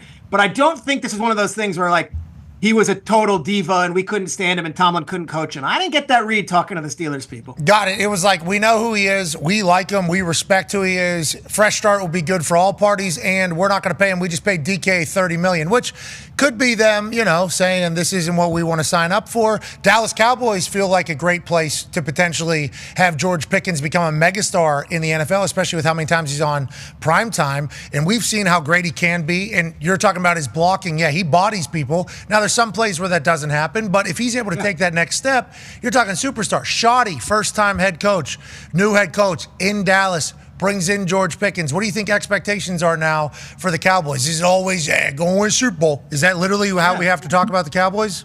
Well, look, you have to bump it up now because this is basically a 1-year deal for a player that you gave up a 3rd-round pick, which is a high-quality pick, and now you're saying this was the plan all along, or this is what we had up our sleeves when we didn't draft a wide receiver at 12th overall, and we didn't address that position. So here comes Pickens, who, as much as I just said, he could be a good teammate and he could block, he's not a model citizen on the field on Sundays if he doesn't get the rock. Last year, CeeDee Lamb got 73 more targets than the Cowboys' number 2 wide receiver. I would imagine he's going to get a lot more targets than George Pickens. How is he going to handle that? Which puts the onus not only on Pickens, puts the onus on Schottenheimer, who for the last 2 months has been preaching culture, culture, culture. We're culture. Holy shit, man! There he is! There he is, Stretch! That's the American Pope, first time ever. Shout out to Pope Prevost. Pope Prevost. Did I read something he's going to go by Leo? Yeah, Pope Leo. Pope Leo? Great name. Lion. He's seen Titanic. He understands the Leo name. It's beautiful. Okay, shout out to Pope Leo from America. First time in 266 posts. This moment's getting to him. How could it not? Guy has emotions. Guy wears his heart on his his papal robe. Oh, his papal robe. I mean, this guy's ready to make the world better. Okay, let's get back to George Pickens. Sorry, that was literally the first shot there of him. George Pickens. No, are we okay with the Pope being so emotional? Or do we want to see a more, No, we like the insight. I'm a level-headed guy. I'm pretty. I mean, tears on your first day, Pope. Yeah, I don't know, man. Dream come true. It means a lot to him. Excuse me, Father. Lock in. I didn't know you got a new name. Leave those. He's allowed to have a parade. Yeah, he can have him in the back behind closed doors with his boys, with his Cardinals. He's out there crying like a baby. No, look how joyful he is. Look how appreciative he is. He's grateful for the moment. He's allowed to feel that way. Feels like the moment. That's like Sirianni at the Super Bowl. That lone tear just coming down. Yeah. Let Pope Leo live. That feels like the moment might be too big for him. No. Eagles didn't win that Super Bowl. I'm a little worried. All right. Thank you, Shrakes. What do you mean he's not ready for the moment? He's staring him down. He's ready for the moment. Yeah, he's staring him down, crying like, "Oh shit!" What Think about how comfortable. Think about how comfortable you got to be in your own skin, in your own. Yeah, papal robes. Think about how comfortable you got to be to cry. I'm getting texts from the other popes candidates. They're tough as Okay. Look at him. He's crying up there. See? Okay. My God. Day I wish two I had the pick. list of them. All right. Day one. All right. Bit of a reach. George Pickens. Bit of a reach. George Pickens has a chance to elevate that team down there, though. We all know that. Yeah. We all respect that. We all kind of expect that, I think. It's just like Shoddy has been in this league for a long time. He's talking culture, and there's all eyes on this guy. I got to go back to the way they hired him. So unorthodox. Mike McCarthy's contract runs out, and they didn't do the full search. They didn't sit down with Ben Johnson. They didn't sit down with Cliff Kingsbury. They didn't sit down with all these different guys. They did a very limited search, and it was basically like on Friday at 6 o'clock, we're hiring Brian Schottenheimer, who's been here the last few years, whether you like it or not, and that's kind of how it's done. And it's like, trust us, we got this. Well, now you've got Dak making $60 million coming off an injury, and you've got, of course, a bunch of question marks with Zach Martin no longer on the team being the leader in the offensive line room. So there's all these question marks, and I think George Pickens is a piece to this. But at the end of the day, it's going to be Shoddy and it's going to be Dak, and whether they can get it done when it matters. Okay, I'm excited for Shoddy to figure it out. Go ahead, AJ. Shregs, do you have any idea how long they've been shopping this? Like how long this has been going on? We've heard Jerry make comments in the past. They were working on some big things before and during the draft. And also, second part, like, do you know how George Pickens feels at all about this? Was he okay moving on? Was he okay getting moved? I don't know, and I wouldn't know it from the player perspective at this moment. But I think from what I've gathered, hearing around the league, that like Dallas has opened arms in a wide way and are really happy to have him. Now, is this what the trade was? I think so. The fact that T-Mac went 8th overall, Teteroya McMillan to Carolina, they weren't going to reach on Matthew Golden. They weren't going to reach on Ibuka just to get a wide receiver. So instead, they took Booker, the offensive lineman who's going to play center for them and is an absolute dog. And then they said, okay, we'll address this here. But the story I got was this was going on before the draft. It kind of cooled off, and then late on Tuesday night, that's when the calls really started coming in, and they put this thing to bed. That's why CeeDee Lamb had that tweet. Like, it was kind of known that something was happening late Tuesday night, and it was announced Wednesday morning. And I think George unfollowed the Steelers on some social media platforms, which is 2025 indicator of like, yep, hey, something's about to happen. So good luck to George down there in Dallas. Let's talk about the draft a little bit because you are the draft guy. You were great with us. We're so incredibly thankful that you joined us on draft night. AP Tone has a question for you. Yeah, Shregs, this almost happened before and at the draft. I believe the rumors Steelers were looking for a day 2 pick for George at the draft.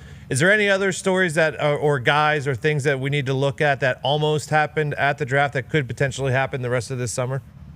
Yeah, I'm still looking at a couple names. Like, Kirk Cousins' name was coming up throughout the draft and seeing if Pittsburgh doesn't get Aaron Rodgers, is that the move? I think Cousins is still a viable trade target as much as they want to talk out of both sides of their mouth in Atlanta.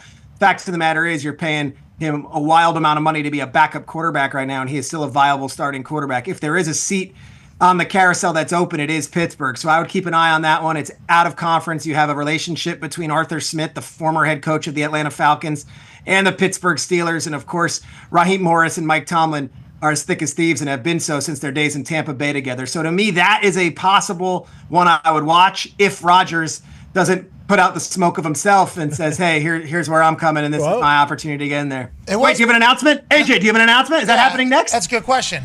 That'd be sweet, wouldn't it? I mean, that would make sense, though, if Aaron put out, like, black and gold smoke, right? If he decides to go to the Steelers. Yeah, he and should. obviously the background music is all you really... All he needs to do is post just a picture of himself down on the beach with that towel or robe around him, whatever it was, with his thing, and then just, maybe a cigarette, then just...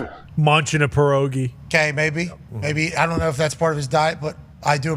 Maybe a sandwich. Hermane sandwich. Maybe a pierogi. Nutri-Grain bar, is that what you're about to say? No, I was going to say new nutritionist maybe. Oh, yeah, who knows? New training Maybe he is eating pierogies. Maybe Yeah. he said, I need to toughen back up a little bit, eat some good tasting stuff. And all he needs to have is just the, oh, mama, I'm in need for my life from the Lord. Everybody would get it. Yeah. Everybody would understand. Drinking. I've seen some people say that he's the timing on which he's going to sign. I think he told us pretty clearly, like, I didn't want to commit to OTAs. I didn't want to commit to a team and then not be able to show up at OTAs. I have a lot of stuff going on in my personal life. And I guess it's more of a question for AJ, but Shregs, you probably got a chance to talk to some people behind the scenes as well. Mm-hmm. There's an expectation after OTAs end. I assume that this is probably when everything is going to happen with Aaron Rodgers. And look, here to his credit, and he was very transparent. I spoke to the Giants guys while that was all going on, and he was very complimentary of Brian Daboll on your show after the fact, because he said to them, he said the same thing to the Steelers. Guys, if you are going to operate on your timetable, that's not my timetable. Please move on. So he was very upfront. All these people saying, like, we're waiting on Rodgers. These teams have been given the choice to wait on Rodgers. Now, the Giants, they pivoted. They went and they signed Jameis, then they signed Russ, and then they drafted Jackson Dart. And they were trying to trade up to get Cam Ward, we're learning now. No doubt. We saw the tape on that. The Steelers, however, they had a great meeting. It all went well. He told them the same exact thing, and the Steelers' decision was to go back into their facility and say, all right, we're willing to wait. So this is the price they're paying a little bit. But I do not think, and AJ, you could tell me, and Pat, of course, you guys all know there, I don't think there's this assumed handshake deal that, hey, don't worry, I'll get there. They would have announced it. They would have signed him. They would have done it. I still think he's deliberating. And from what I gather, Pittsburgh knows no more now than they did at the draft or before the draft. AJ? Yes, Schrags, I would agree with you. I would assume that is pretty accurate. Okay, he was down at the Derby with her. Remember, doesn't know what the ring was on his hand, but did get a chance to see how physically healthy he looked. He said he looked good. Mentally, he looked good. He was happy. But figuring out what his future is, especially, and by the way, there's a lot of people that feel certain ways about Aaron, and they always will, for whatever reason. You know, there was a reason a few years back that a lot of people probably still hold against him and the way he operates and everything like that. But, like, I think he's earned the right after 20 years to decide whether or not he wants to continue playing football or where he wants to play football. And getting an opportunity to decide where you're going to go and how it's going to go for the first time in your entire career, basically, it's like, I think he's earned that opportunity. Now, it would be cool to know what he's doing, though. Sure. Like, I think that would be cool for us. Without a doubt. Yeah. But in his mind, he doesn't give a damn if we care. No. AJ, nothing? Like not even a little wink of the eye? Nothing, huh? Blood moon coming up. Schrags, I tell you what, I don't think I know what you guys think I might know about this situation. Yeah, that's 2 times now. Whenever we asked him about the wedding ring, the answer he gave on the show, we didn't get much clarity on that. Like, there's times where you know AJ is lying and he does know, and then there's other times where he gives answers like, oh, I think he legitimately has no idea. But speaking of ideas, you're the one who knows everything seemingly. Ty Schmidt has a question for you, Schrags, about the draft's host city. Yeah, Schrags, do you have any update on Jair Alexander? It seemed like before the draft, it was kind of a foregone conclusion that the Packers were either going to trade him or cut him. And then as we've kind of progressed here, now they've reached some sort of resolution, allegedly, where maybe he's going to come back. But whatever it is, there will be some sort of announcement on him in the coming weeks. Do you have any update on that whatsoever? I know you talked to Matt LaFleur over draft weekend. Yeah. I had a lovely dinner with Matt LaFleur during draft week in Green Bay, and I brought it up, and I don't think he'd mind me saying it, saying, like, we're actually in a good place with Jair. You know, obviously there was some stuff last year, and the coin toss situation a couple of years back, and all that stuff is all head-scratching stuff that it would drive a coach nuts when you're trying to run a disciplined program.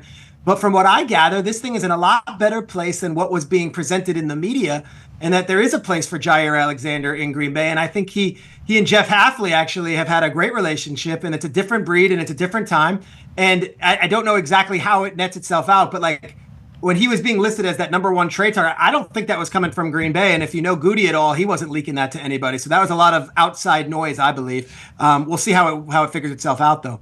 You gave me a lot of information in that one sentence about the coin toss situation. Whenever you're trying to run a disciplined operation and accountability-driven operation, and you got guys just making themselves captain because he thinks you forgot where he was from on that. He didn't know. He just forgot, I think. Made himself captain.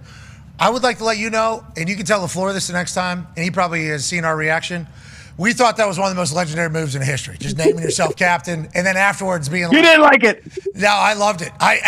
Now, if it was on a team I was on, I'd be like, that's wild that you did that. But just from outside looking in, that's one of the boldest, most hysterical things I've ever seen. And then afterwards just being like, I think he just forgot to make me a captain. He knows. I'm from Charlotte. Yeah. He should know. Like, I'm from Charlotte. I'm supposed to be the captain here. It's kind of how it works in the history of the NFL, which is a pretty accurate sentiment, too. If you don't have main captains and you have a rotating captain, if you have a starter or a leader on a team in their hometown, normally kind of given the nod to kind of represent the team at the coin toss, and Jair just being like, yeah, I guess LaFleur just got caught up in some other things this week. You just forgot to tell me.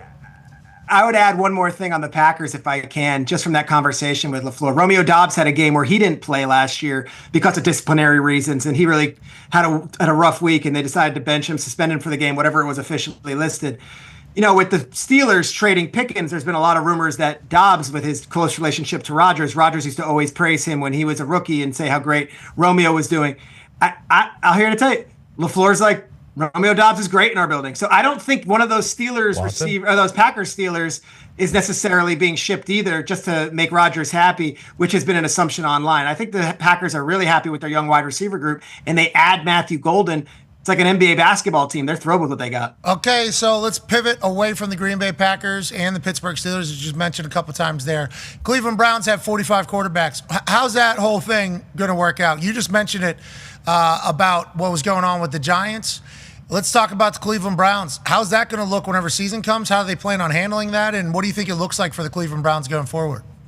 They're dipping their toe into it now. I don't think this was the plan necessarily when they laid it all out back in March, but Kenny Pickett, Joe Flacco. Obviously, we've seen both of them now in their Browns uniforms. Super Bowl champions, both of them. Super Bowl champions, both of them. And then you've got one's got big hands. We saw the photos yesterday. The other one has a glove, and that's fine. The other, there it is. Then you got Dylan Gabriel, who I thought has been very dismissed throughout this process after Shedeur was taken. They did draft Dylan Gabriel over Shedeur Sanders, objectively. They chose him in the same draft process. So to me right now, it is not every man for themselves. Snaps are going to be divided the way it should be in their head. But Matthew. Kevin Stefanski, of course, has a plan. Tommy Rees, the offensive coordinator. Then I look at Billy Musgrave. He's going to play a role too. You've got different people who have been down the road with a million different quarterback situations. But when I hear it's just an open competition, I think that's dismissing that they were very aggressive in getting Joe Flacco. They were quite aggressive in getting Kenny Pickett in a trade. And then they drafted Dylan Gabriel. Does Shedeur have a shot? Of course Shedeur has a shot. Go and do what Russell Wilson did in 2012 when the late Travaris Jackson was there, and then Matt Flynn was a big free agent signing. But he was so undeniable that Pete and John Schneider were like, we can't look at the rest of the team and say we're going to roll out with Matt Flynn or Travaris Jackson. Russell Wilson is too good despite being a third-round pick. If Shedeur does that, he's got a chance. But that's few and far between that a fifth-round pick who's fourth on the depth chart is going to be able to do that out of the gates. So Shedeur Sanders obviously in the building, has an opportunity. We're pulling for him. Everything he's been doing in Cleveland since getting drafted, very cool. That of a starting quarterback. Did you see the guys suing $100 million against the NFL because of damages watching Shedeur slide in the draft? I'd like to say I was pretty bummed out too about it. Me too. I don't know if this is going to be a class action thing or just a one-off or whatever the case is, but Colorado Buffalo fans said that wasn't right, and it affected me. And I'm suing the entire NFL. All 31 owners are getting sued. Roger Goodell, I assume, is getting sued. Yep. General manager is going to have to. They're the ones that are finally making a say, I guess. Yeah. Head coaches are in the room where it happens. I need a front office too. If he gets $20-30 from everybody, he's at $100 million pretty quick. Yeah. With how many people he's looking to sue. That becoming the story of the draft obviously warrants a respect to Shedeur because of how popular he is, how many people have followed his story and everything like that. There's a lot of other stories. You mentioned Dylan Gabriel not being talked about, being drafted ahead of Shedeur Sanders. Nobody had him as a guy that was going to get drafted ahead of Shedeur. He was not being drafted ahead of anybody else. What are some other draft stories you think now looking back on it here a couple weeks out that haven't really been chatted about? What is something, Quinn Ewers, 7th rounder? I mean, that's a wild thing that happened. What do you think some things that didn't get mentioned enough out of the draft now that we're kind of past? A couple of things. San Francisco redoing their defensive line overnight, getting 3 great defensive linemen they're excited about. I've spoken with those guys in the last couple of weeks, and I feel like that's an underrated storyline. That San Francisco defensive front, whether it was Buckner or it was Armstead or it was Bosa or it was Javon Kinlaw, for all those years, those guys up front, that kind of went out wayward over the last season, and then they went and they rebuilt. And now Mikael Williams is who they took. I could tell you they were calling up to see, do we have to move up in the draft to get this guy? So they were thrilled with getting him. San Francisco getting back to defense, I think, was the big storyline. And then, I look at the way the draft fell, and there were some picks that we praised, all this stuff in day 3. Like Cam Scatterbo is a household name and is a guy that Giants fans are going to absolutely love. And he is a piece of a Giants draft where they totally changed the narrative on how their fan base looks at their front office, how their fan base looks at that uniform in the matter of 3 days by executing the Abdul Carter and Jackson Dart first round, which is what they were hoping to do, and then getting Marcus Bowe, who is an awesome offensive lineman out of Purdue, as late as they did, and then getting household name like Scatterbo, and then they got this kid Alexander from the MAC, who they're very excited about. Like the Giants, they're the 4th team in the NFC. That's fine. But I would tell you that after the year they had with Hard Knocks and with Saquon and Xavier McKinney and just how bad it was last year, for Joe Shane and co to get some plaudits in New York and for the New York fans to be like kind of puffing their chest about the draft, that was a major, major deal in New York. Congrats. I know how hard that had to be. That Hard Knocks thing, and then it sucked. Going the way it's going, it's like you can get dunked on by everybody, let alone being in the biggest market. Yeah. I mean, that'd be. And for Shane, whenever he calls the Titans, the video that they released, he calls the Titans, asking them if they want to trade for the pick whenever they go on the clock.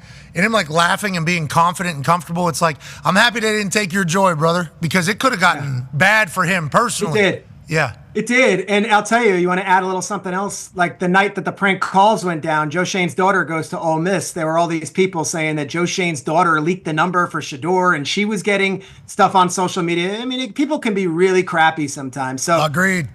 It's just like, and we find out it wasn't Joe Shane's daughter. Was there a grand apology for all the people online who were people reputable, people with check marks, people who we work with being like, Joe Shane's daughter is involved, like just stupid stuff. And yet there's no apology. There's no feeling of remorse for that. It just, the world moves on. But it's been a rough 12 months for Joe Shane in this market. And then for them now, the GM to be like, I did pretty good in the draft, right, guys? Like, and the fans being like, yeah, you did. I think it's a big moment. How about there was so many prank calls that were kind of, everybody obviously got caught up with the Shador one because that was being documented, filmed, and followed so closely. And Ulbricht's kid and Ulbricht Fine and the Falcons and everything that took place like that. They talked about how many people had all those numbers. Yeah. Well, it's crazy. I got a Tyler memo Warren. on Thursday forwarded to me with just a memo from the NFL. And it was like, so teams, they all got these numbers and like it can go into anyone's hands, and it's the players' numbers and they are given these phones and Shador changed his number the week of the draft and there was an alert like, here's his new number for teams and that can get to anywhere. So I don't know how to fix it. I'm also, if I'm being honest, Pat, like, I know people were crying on television the next day on Monday over this. Like, I mean, Shador Sanders was at a party on Saturday night, enjoying himself and was celebrating with friends. Like, I'm not going to cry about it either. I don't think it's the end of the world. There's a lot bigger things than someone getting pranked. I understand what you're saying, and I also think that all of this is good for Shador, All of this is good for Shador. It'll continue to be a part of the story. Hopefully the story ends with him being a Hall of Famer. Yeah. I mean, there's an opportunity. Anybody that got drafted could be a Hall of Famer. Any round, any pick could end up being a Hall of Famer. Any round, any pick could be a massive bust. That is why the draft is so damn awesome. And I appreciate hearing that about Giants fans because if this doesn't work out, they'll say this guy's the worst. Yeah. And if it does work out, it's like this is the best drafter of all time.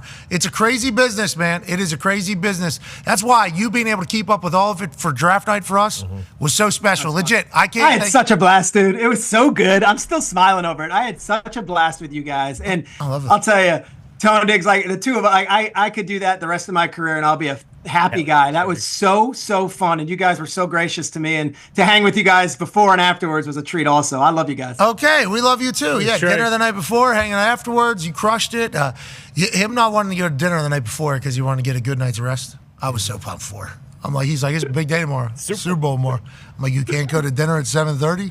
I was there. I wanted to get. Yeah, absolutely. Yeah, you were. And then at the end of the night, I saw you like getting antsy. Like, we gotta. Yeah, I gotta sleep. I gotta get some sleep. I got early morning tomorrow. And then 4:30 Sports Center. Yeah, I gotta do this. His outfit the whole. Dude, how good was McCarthy's stories though? Oh my gosh, I could have stayed up till 5 a.m. talking to that dude. Agreed. I would have loved to hear him talk about having George Pickens and CeeDee Lamb. I mean, those pretty good options.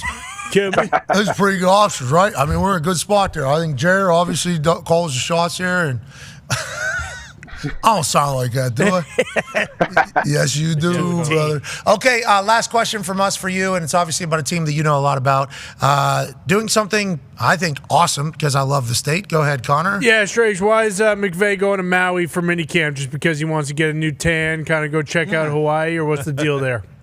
June 16th to the 19th, they're inviting their fans to come. They're going to be out there in Hawaii. They've done practices there before, but they're going to do mini camp out there. This is a market for them.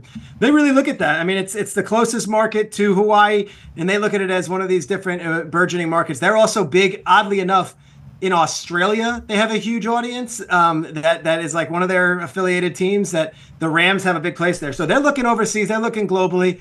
They are never scared to swing the stick, and this is something new and cool. And I can tell you, they'll be having a good time out there for those 3 days out in Hawaii. I love the state of Hawaii. I love the people that come from there. I love everything about that place. And shout out to Oos, Puka, Nakua, obviously representing for the Rams and one of their biggest stars.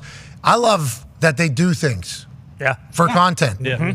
And to change up the energy and change up the vibes. Like, hey, let's go to a fire department. All right. Yeah. Is that going to be possible? Yeah, we'll figure it out. Let's go to a mansion. That'd be pretty sick. We got to hang out here for 3 days? We got to be here for 14 hours a day. We might as well be in like a mansion, right? With a cool view. Yeah, let's go do that. Let's go to Maui. Let's give back. I like the way they think. I like the way Les thinks. I like the way Sean thinks. I like them a lot.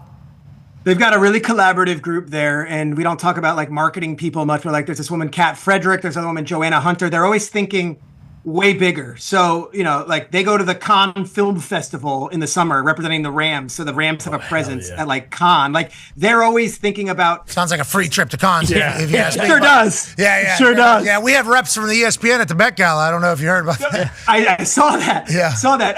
But even that. at their games, if you see a game at SoFi, they've got a club on like the ground level, that Bootsy Bellows club that they have that like at a home game. Like I know the Vegas Raiders do it now too, but like I hadn't seen that before. They're always thinking outside the box. They want to make this thing an experience. So shout out to the Rams. They do things a little different. I like that they do business, because a lot of these owners just do, our business is the business that just makes us $100 million if we do nothing. Mm-hmm. So I like that they run actual business over there, and I think that'll pay off for them, Now, assigning yourself, we got to have representation at cons, and we got to have representation in Hawaii. I should go. Coachella, right? Coachella, I think, on the stage, right? Backstage. Probably. We got to have representation backstage. Whatever. Cabo. Yeah, definitely in Cabo. Cabo. Yeah, there's a house. I think there's a community down there. Lollapalooza. Yeah, right? we need. Isn't All right, we appreciate Walla. it. Yeah, you're the man, Triggs. Ladies and gentlemen, Peter Love you Triggs. guys. That's good business move. I think we need to be represented in Miami for a week or two in the middle of February, right? Yeah. Don't you think? Art Basel or whatever they have down there. They got people, I bet. Basel, if you've ever been down there. Fashion week. I don't know what it is, but I see guys dressed up in all kinds of costumes down there. Oh, I didn't know much about it. So what is it? What do you mean? What is Art? Is that what the NFL players just did? Art Basel? It's one of these things that these highfalutins go to. I don't know. What is it? What are you talking about? I don't know. I've heard the word Art Basel, Art Basel. I assume it's some kind of show where people come together and they dress up and they look at art and they wear art, I guess. Okay, you assume that's the case? Yeah, it is, I assume. Yeah. So have you seen photos of this? You don't want to admit you know what Art Basel is down in Miami? Oh, no, that's what I know it as, like and some kind of art situation where people get together and they come and they collaborate, I guess. I do appreciate anytime I see somebody dressing outrageous, it's like, wow, that's the biggest event that there could possibly be. Like the Met Gala stuff, some of those costumes. Andre 3000. Yeah, showed up as a piano? Had a piano on his back. Incredible. That's amazing. Just Halloween. I don't know if any of them celebrate Halloween. I assume they do, because like whatever the case is. But I see they give them like a subject. Clearly, they give them like an idea, a genre, and they're like, "Good luck out there." And they're like, "Let's go to work. I'm putting a fucking piano on." It's like, how are you gonna do that? Somebody will figure that out. I don't know. Somebody will figure that out. It's awesome. This photos. What are you wearing today? Oh, a fucking piano. Yeah. Baby grand. Do you see it? What's it look like? Yeah. Congrats, everybody. I love that shit. Hey, have fun. Yeah. Have fun. Fashion's awesome. Like Tyrese Halliburton was getting grilled a little bit about his fashion on a podcast I saw. Well. And he was like, yeah, I like it. Well, sometimes I think it looks good. Rightfully so. Some of his costumes, their outfits. He's probably dying to go to the Met Gala. I bet, yeah, especially in the middle of playoffs. He's like, well, I'm never going to be able to make it till I retire. Somebody's phone's really ringing. It's like Bruce's computer. Whoa. Sorry, that's my laptop again. This happens every time I unplug my headphones. He's so bummed out. I hate it. He's so bummed out. Who's he mad at? Himself. I'm mad at myself. I ruined the show now. No, you ruined. Yeah, no. right. We just had a phone ring on it. We had a Pope breaking news. Pope have a phone ring. There's people that were listening to that. Podcast listeners later are going to wonder what the hell's going on. We just had a full moment there. Well, it's a spam call too. They didn't figure that out. Yeah, dude. Too many of that. Yeah, So many. So if you accidentally give your number to somebody, they catch you. They trap you, and it's like, oh, what's your number? I can get for your you're checking into a room. They're like, what's your phone number? And they get it. You're dead. You say no to that. Okay, you're allowed to say no to that. They don't need it. Every hotel I'm checking into, these people are like, what's your phone number so we can reach you? It's like, yeah, just call the room of it. Mm-hmm. There's a thing because once your phone number gets in there or anywhere at like one of these stores or restaurants or anything where they ask for your number, if they just get it's massive database everywhere. You're getting texts and calls. Mm-hmm. That spam likely thing is a good move, but it's also kind of annoying. Like, how does everybody have my number all of a sudden? It's bullshit. It is bullshit. Mm-hmm. That's what the first order of business I want this Pope on. Pope Leo. Joining us now, ladies and gentlemen, is a man who's been trying to get everybody's phone number since the beginning of time. He's a survey master, a survey creator, a man who has been tasked with starting a brand new hockey club in the NHL. He's also the owner of the Utah Jazz. He's 46. He's 7 maybe years old. Multi-billionaire, self-made, obviously alongside a great team. Owner of the Jazz and the Mammoth. Ladies and gentlemen, Ryan Smith. Yeah. Tusks up, bro. Tusks up. Tusks up. Tusks up. Tusks up. Tusks up. Tusks up. Tusks Oh, wow. Yeah, those are tusks. That's a good one. Yeah, I know in Utah, too, you won't have to worry about people taking advantage of that because that would immediately be big beers. Yeah. Tusks up, big beers. But maybe it'd be big Diet Cokes. Tusks up. Glug, glug. You're like, yeah, you know what I mean? Do it, AJ. Come on, Hawk. Yeah. Tusks up. There it is. Or you There we go. You can go Tusks up. forward, too. Congratulations. I know this was Yeah. not an easy process, obviously, trying to name a brand new brand, a brand new team, especially in a league like the NHL that has been around for so long with so many historic names.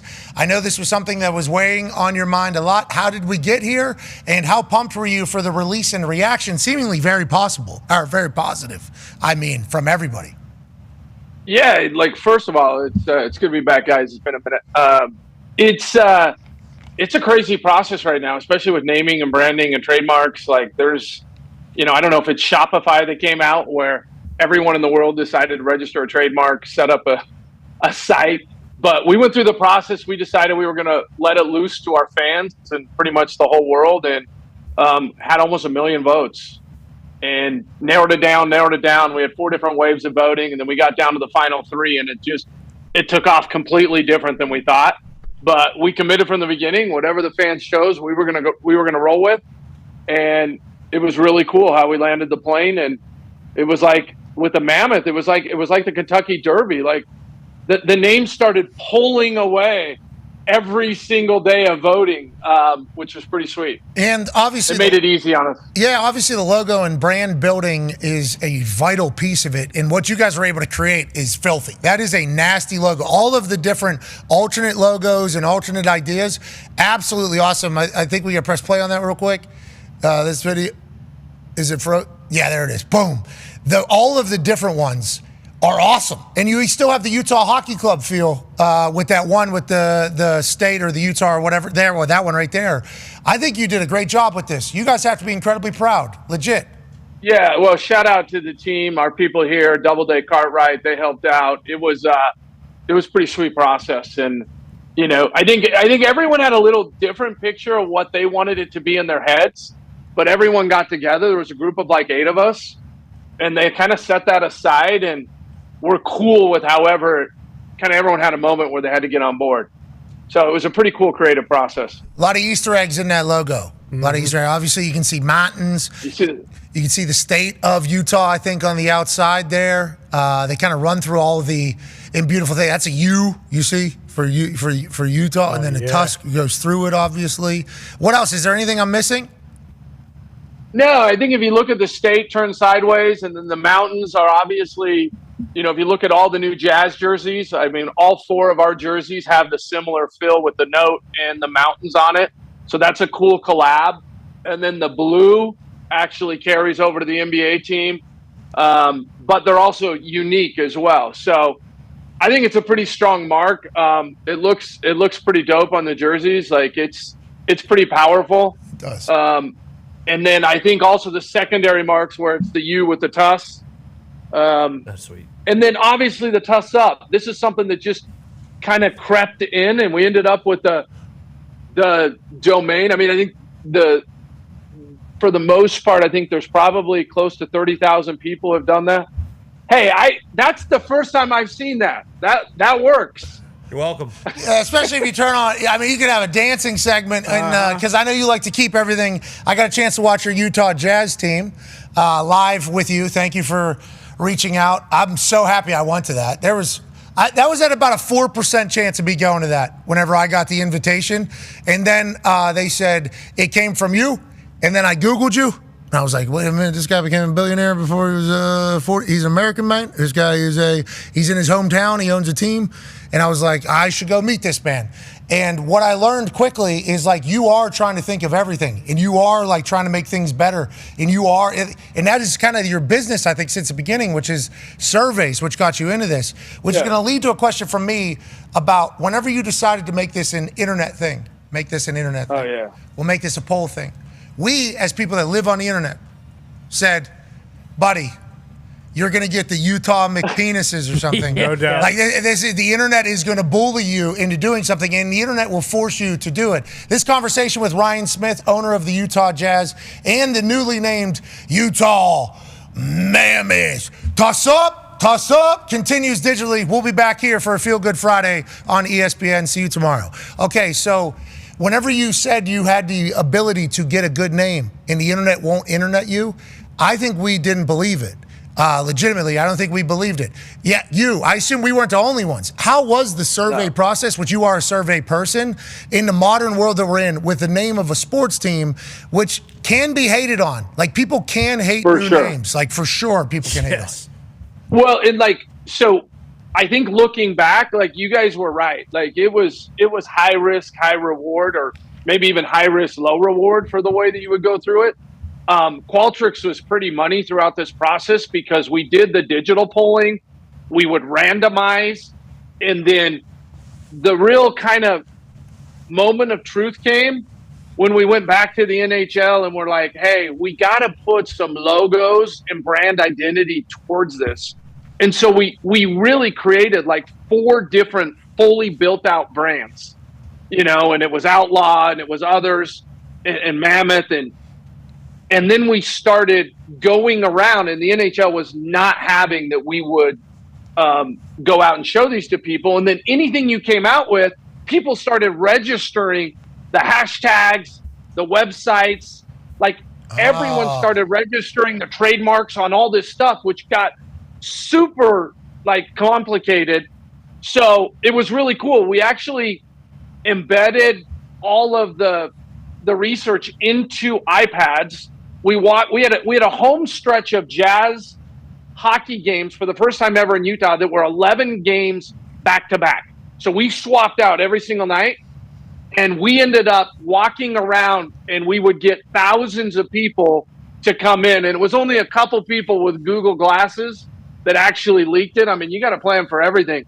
But Mammoth, every night Mammoth started taking off, and it was growing at 10% a night, where people, it's almost till they had to narrow it down and they had to really get opinionated about it. And they actually had to choose that it got real, and then kind of everything fell into place where this is a brand. You think about Hockey Club, we dropped Hockey Club off. We actually built a brand, but it's pretty vanilla. And the fans ran with it. They're the clubbers. They're doing all this. Now we're giving them a strong identity. And they're going to be able to, you're seeing a toss up. I imagine the tongues out for the toss. Look at that swag. That's a good looking hoodie. You rock that, right? It is a good looking hoodie. I mean, yeah, absolutely. I think, it's high quality product as well. I don't know if this is what's for sale or just what you sent me, and I appreciate all of the gifts. I also got a backpack, a t-shirt. Yeah, there's the other sweatshirt with just the mammoth on it. Yeah, just the mammoth it's logo. Huge. Yeah, it's awesome. There's a lot of good merch, but you think about all that shit. This guy's closet. Okay, so when you think about merch and all that stuff, this dude's got a closet. He's a billionaire, and obviously he's battling with this camera right now. It's going to follow him wherever he goes. He does not know that yet. Mm-hmm. He's going to follow you wherever you go. You're a tech guy. You should know that camera's going to follow you. You move, it'll come with you. He's got, the shoe closet. LEDs under, full Foot Locker. It's a full. Hey, there's a lot of worse vices than collecting shoes. It's pretty safe. I agree, and he hoops every morning. Yeah, not in Utah. I did. I hooped this morning, and it was, man. But it got a little quick. I like that you have a young, fresh mindset on this. How'd the NHL feel about all this? How is the relationship with the NHL here now, 1 year into this? I mean, look, that was yesterday. I mean, Bettman came out, which is really cool that he came out and supported this. I mean, look, 56 weeks ago, we didn't even have a team here. And we said, okay, we're going to build an arena that works for hockey, which we've got the entire arena renovation going on. We basically landed the team and received it like a second child coming home being received by the first one. It actually came home by the Jazz. Like our head coach of the Jazz, they were taking like leadership roles and saying, hey, come on in here. Come work out in the facility behind us. Like there was a time last year where we had our hockey guys in there and our hoop guys at the same time. And it was just like a cool, like kind of one team vibe. And so this whole thing's been built out in a way that you're kind of going, okay, how does that happen? But even then, you don't know how it's going to go. There wasn't a lot of data that says, hey, you know what, hockey's going to work in Utah. The closest data I got was Vegas. My wife's from Vegas. You know, it's kind of connected to us here. And if it took off there, I was like, okay, like there's something here. And it was incredible. Incredible year. We got a bunch of young studs. It's going to be a good time. That's awesome. I'm happy to hear that because hockey is awesome. And I think having somebody like you who's so invested and also forward thinking in the league, in the conversations, is good for all of sports. AJ has a question for you, Ryan. Yeah, I'm curious about this with the Mammoth. What do you want the identity of this hockey team to be? That's like, we know it's a brand that you have built. It's awesome. Everything going on. Like, what do you want this identity to be when people come to the games, when they turn the TV on and watch? What do you want them to see? Yeah, so like one of the things that's crazy is like there's been a bunch of mammoths found all over Utah. And like as we started like pulling them up, it was like, okay, what are they like? And you know, Kesselring on our team's like 6'7". These things are as high as 14 feet tall. They go, 25 miles an hour. We didn't want the Snuffleupagus logo, whatever. We wanted something that was strong and powerful and like people could see that. So we also, like, you can see it's like united. It's one. It's not mammoths. It's mammoth. Like we are one group, and we're young. I mean, we're the only team in the league that's got 2 50-point plus scores under the age of 22. Hell yeah. We're growing it all together. We're starting out, and we want to be a force. And I think Utah's loud, and Utah shows up. I mean, that's the one thing that everyone in the NHL saw was like, oh, damn, like these guys show up. Yeah, it's something to do. No offense, but like that's the same thing here in Indianapolis. It's like there's something to do, and they like the product. Like I think that is sure. Obviously you have to like you can't hate the thing. If you hate the thing, you won't show up for it. But if you like the thing and it is something to do, like let's go enjoy the hell out of this, you're going to do that on a regular basis. We chatted about this whenever we were there. You had how many consecutive sellouts with the Jazz? I forget what it was like. Something. Yeah, it was like 200 and something. Yeah, 200 and something at the time. And you were on air the next morning at 6 a.m. and you're like, no, I'm not going back. Why? Who said that? Well, that's who you did. You were like, hey, I'll stay for the second half. We hung out all night. Oh, yeah, you're right. You're 100% right. Yeah, there was no plan to go into that thing. Yeah, I had a blast. Even a little side little... The setup is unbelievable. Dwayne Wade was there? You remember? Yeah. Oh, yeah. You guys had your tank tops on together. Yeah, he looked much... I will say he had a sweet, a little more cool. Matt Gallo appropriate there. He looked so cool. That thing was like form fitting. He was so jacked, obviously at the time, and he did it in front of everybody. Remember, he walked up to me. We're on the court, 200 and some sellouts. Place is packed out during timeouts. Like you're just looking down at the court. Dwayne Wade walks right over to me. I don't think I ever met him before. Dap up, how you doing? Then takes his jacket off and he's got a tank top on. And I'm like, holy shit, this guy's so attractive. I had no idea this was possible. He was cool. Everybody there was awesome. Big J. Big J, what a dog. What a dog. Have we got him on skates? Have we got him on skates yet? I'd like to see. There's been very little skating. Lowry Markkinen jumped on skates. That's pretty crazy watching our 7-foot basketball. He's a Finn. On skates. It's pretty nuts. Like we were out there practicing and like I've got all the gear on because I'm like a 30 handicap skater that doesn't know how to stop. And Lowry comes out and like we take one turn and he falls down. And I'm just watching like our max player slide across the floor. Oh no. It's 7 feet tall. And he's like, don't worry, I'm up. And he's got game. He grew up playing hockey.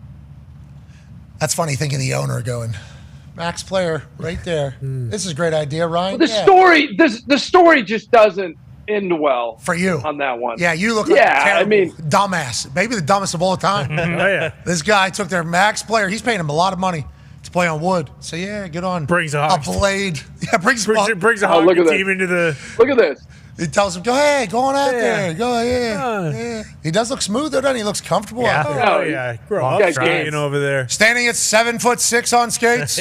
Ladies and gentlemen, representing the Mammoth. Okay, speaking of being big and the Mammoth, and then we'll pivot to basketball because obviously you're the owner of the Utah Jazz as well. Connor and Tone have an idea that they would like to pitch you. I feel like we're having a good idea sesh right now. Is this a Mammoth idea session? Yes. Yeah. So all right, Connor. We thought of the tusks up. That might be a 1 or 2, you know? Yeah. Could be. Tusk up. Yeah, could even go forward like you're blowing a horn, perhaps. Yeah. Oh, or I like it. I mean, that would be, yeah. But also, tusks, I guess, tusks, is the tusk. plural. This is a little bit different. You know, I could see at the games, like, when people are chugging, like, a Diet tusk Coke that, like, comes out. Yeah. Yeah, you're taking down that Diet Coke jug. Yeah. Getting caffeinated out of my mom. You drink it through big tusks that they buy at the concession. Oh, you're selling big tusks. Oh, my. Okay. With like a tusk holder in the chair? Yeah. Yes. Yep. Needs to be in the seat. You're doing renovations right now. I need to be able to stick. I need to be able to stick my big ass tusk in there. Tusk down. You would sell tusk up. Yep. You know, tusk down, tusk up. We need all. So not all of these ideas are gonna, end up being kind of. No, I'm going to write it down. I got it. We got on film here. We'll say we're taking the minutes right now. Currently, we're all taking the minutes. But the boys have an idea that must happen, especially with what's happening at a potential another stadium in the United States of America. This is a Connor Tone Diggs idea. Yeah, you need look, Ryan. This is kind of bottom line here. This isn't like, hey, you should do this. You need this. Okay, intimidation factor through the roof. You need 4 mammoth.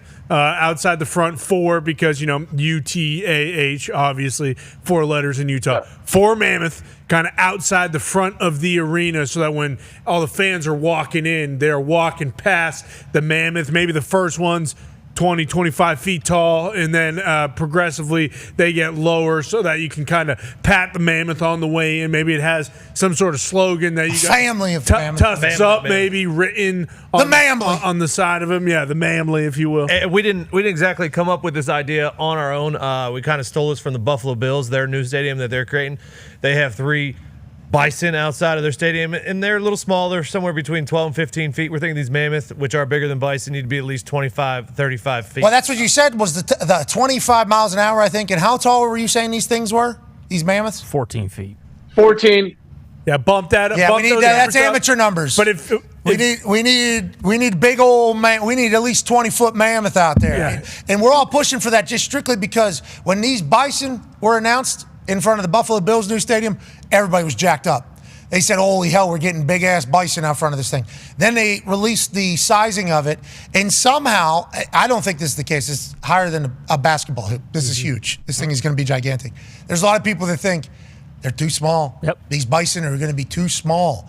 So the story behind it is animal out front, people like. Yes. Big-ass animal out front, people love. Average-size animal, think people will be like, that's cool, could have been bigger, badder, better. But if they're finding mammoth too in Utah, you could actually get the real bones. You could probably do that. They are in Utah. Yeah, so maybe on the video, you saw the video. Oh yeah, come out of that cave, Fairview, Utah. Yeah, you're right. Yeah, and they were able to even pull the DNA out of those. Yeah, get the we bones. can clone them. Well, now we have real ones. Yeah. Okay, you're making real mammoth. Yeah, hang them from the roof. And put the mammoth on not only on the roof, cut out a spot for that mammoth to stand next to the ice. Yeah, that's gonna be great. Like Tiger from LSU. Yeah, Bevo. Yeah, what if the guys came out underneath the mammoth when they skated on the ice? Oh, a live one. Oh, dead one? Fake one? Live one. It's probably a fake one. Like a big a real stage. One. Like the sharks do at the Shark Tank. They come out of the shark mouth. Shark's mouth. Yeah, that's a good idea. But if you had the real bones. Yeah, so Connor, the good news is we've got 1 mammoth set up that we're going to put out there. How big? I haven't gotten that far. We're still in the. I mean, we're a day or 2 old. 30 feet. Hey, you're a survey guy. Bringing the whole squad out probably hasn't been addressed. They have a family. Who's he talking about? The mammoth? Yeah, mammoth squad? Bringing 4 mammoth out there. Like, I mean, we are a family-oriented. The mammoth. Have you seen Ice Age? You can watch Ice Age for a little bit of research on the mammoth. Yeah, the sizing. Just know that the biggest one has to be 30, 40, 50 feet. Because the last thing you need is 60 for fans showing up. 60 fans showing up saying like, "Fuck mammoth." I thought they were big. But when they baby mammoth. But when they want a selfie in front, like 0.5 is not going to work. They're going to have to be across the street to get themselves in with the 40-footer. That's what baby mammoth is for. Yep. Baby mammoth is 10 feet. The selfie 5 mammoth? feet. Yeah, that's the selfie. Yeah, you might even want to set up a little background there because you know a lot of selfies are going to happen behind the baby. You know, we got maybe like a little Utah shrubbery, shrubbery there because that's going to be a lot of selfies around baby mammoth. We're talking selfie with the big mammoth. You're just looking at the chest, I think. Yeah, bingo. I think it's just a chest shot, and unless you do one of these like straight up, and then you're getting maybe the bottom of the tusk. You're getting tusk down, and it's going tusk up. But you're talking about pictures with the rest of the family, the mamily. That's what we're talking We'll about. text you a picture of the Bills. Yeah, we'll draw this up. Okay, yeah. We'll draw ChatGPT, I can't wait till all the designs come in. That was the other thing about the designs. AI. Like when we started the design process, before people would just vote with their words, now they're voting with like these drawings that look like nothing. AI, all AI drawings. Like the amount of AI drawings that we saw, like someone would be like, "Oh, let's do an outlaw, let's do a Wasatch and a mammoth all combined," and you have like an outlaw riding a mammoth like in detail that no hand could ever draw, and it's like, whoa, this was a whole nother thing no one saw coming throughout the voting process. In like 5 seconds too, 30 seconds. 5 seconds. It's like, oh, what are you talking about? I got a question about that. Oh, here you go. It's like, what? I'm excited to see what you end up doing with AI. Yeah, because the way your brain works, it feels like that is inevitable. We got a lot cooking. I could imagine. That would make sense. Yeah, we know. We read about it, didn't we, Tom? Yeah, we did. Yeah, the Excel. He basically, Ryan, you basically just said you want to get on the next phase of tech, right? It's like $1 billion venture or something with you. Yeah. So Ryan Sweeney is a partner of mine from Excel. He wrote a check to our startup Qualtrics in Utah, 15 years ago. When everyone else in the Bay Area was only investing in the Bay Area, we went on a pretty epic run together. And then when my wife and I did the Jazz, like I called Sweeney and said, "Hey, I know you guys don't do anything in sports, you're tech only," but he's like, "Oh no, we'll come in personally." So they came in and they've been great partners. And then, as we're watching everything with AI and kind of this intersection of sports, to be honest with you, it's not like you have tech and then sports and then healthcare. It's all coming together right now. And, whether you go to an event, like there's tech people, there's sports people, and a lot of sports and tech folks need to be activating together. And so we decided to create this fund called Halo. And it's really around experience and, betting on the next experiences. And that involves everything. So it's pretty cool. Congrats, man. I assume it's going to work. Yeah. Oh.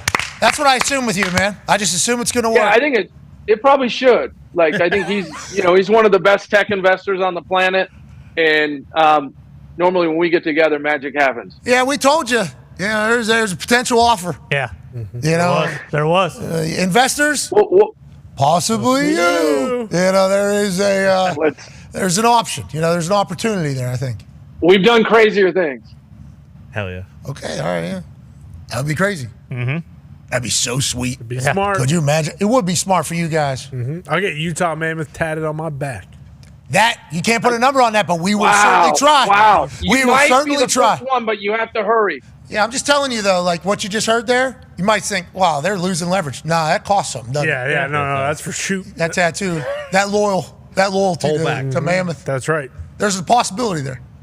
And we'll be fans regardless. Yeah, but I'll live and die with them. Yeah. And you put a big mammoth outside the Thunderdome there? Yeah, and it can't be bigger than the one you're putting outside your arena. Just remember that. So we already got one. He makes graphics for us. Right.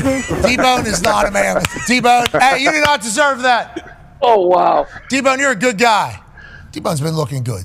Yeah, some days. Is that right? Because he finished 2 Dr. Peppers before 10 a.m. the other day. Yeah, but I think you guys are watching what he's taking Dahn. Yeah. And that's how you're making your judgment. He No. looks good when he's walking around. He said the other day, he was like, I seriously have to look in the mirror and have a conversation with myself because I'm eating way too many of these new McCrispy strips. He said it's like a real problem. Guy puked the first time he did physical activity a few weeks ago. Guy did a little physicality, and then not to mention too, he says this, and then a McDonald's commercial comes on. He goes, "Well, no, I have to order them because it's all commercial." T-Bone. Like T-Bone, this happens. T-Bone, we're proud of you, man. You need to live long, though. Let's never forget that. You're great at what you do.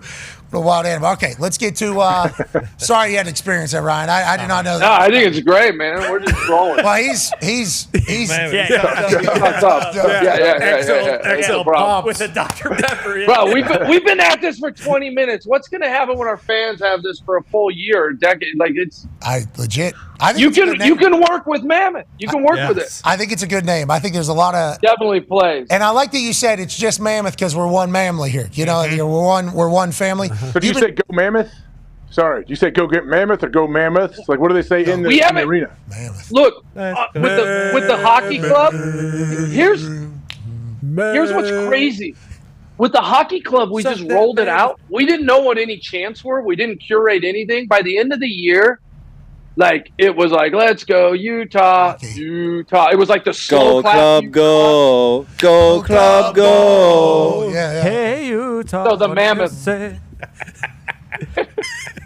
The club is gonna win today. That's off the Cubbies, obviously. Yeah. That's what they're saying. We didn't know. But the Mammoth chance, there's opportunity. There's really opportunity for there. sure. And I think you should be proud of yourself getting the job done because I know it's a lot of work that went into it. But also having a positive response, I assume that was quite a relief for you. So congratulations. Yeah, okay? I mean, nothing's positive on the internet, so it's great. Yeah. It's great to have you did. I saw positive for you. No, I know. It was well received. Okay. Like we gotta give credit where credit's due. It was extremely well received. Okay. Shout out to Utah for always being supportive of Utah, and shout out to you for always wanting unifying Utah and make Utah better. You're a great representative of that state, and I assume the people there tell you the same thing. Let's talk about the Jazz now. Let's talk about the basketball team that you own. Go ahead, Tone Diggs. Yeah, Ryan, obviously not the greatest season for the Jazz since you have been there, but, the future is bright. You have the 14% chance to get the number 1 overall pick. 3 teams have a 14% chance to probably most likely get Cooper Flag. What are you guys' thoughts going into the draft after I just saw the boys running gassers in the background, so love to see that. Yeah. That's a 3-minute run. We'll get our dude in the back, the McCrispy, to come do that. Yeah. They can puke all over your floor. That? Come on. But what are your thoughts going into the draft? Look, we got 2 picks. We've got wherever we end up, it'll definitely be top 5 and 21, and then we got a couple seconds. So it's a pretty good draft. I think everyone is pretty focused on it. I mean, there's a lot of teams gunning. There's a lot of fan bases who all want number 1.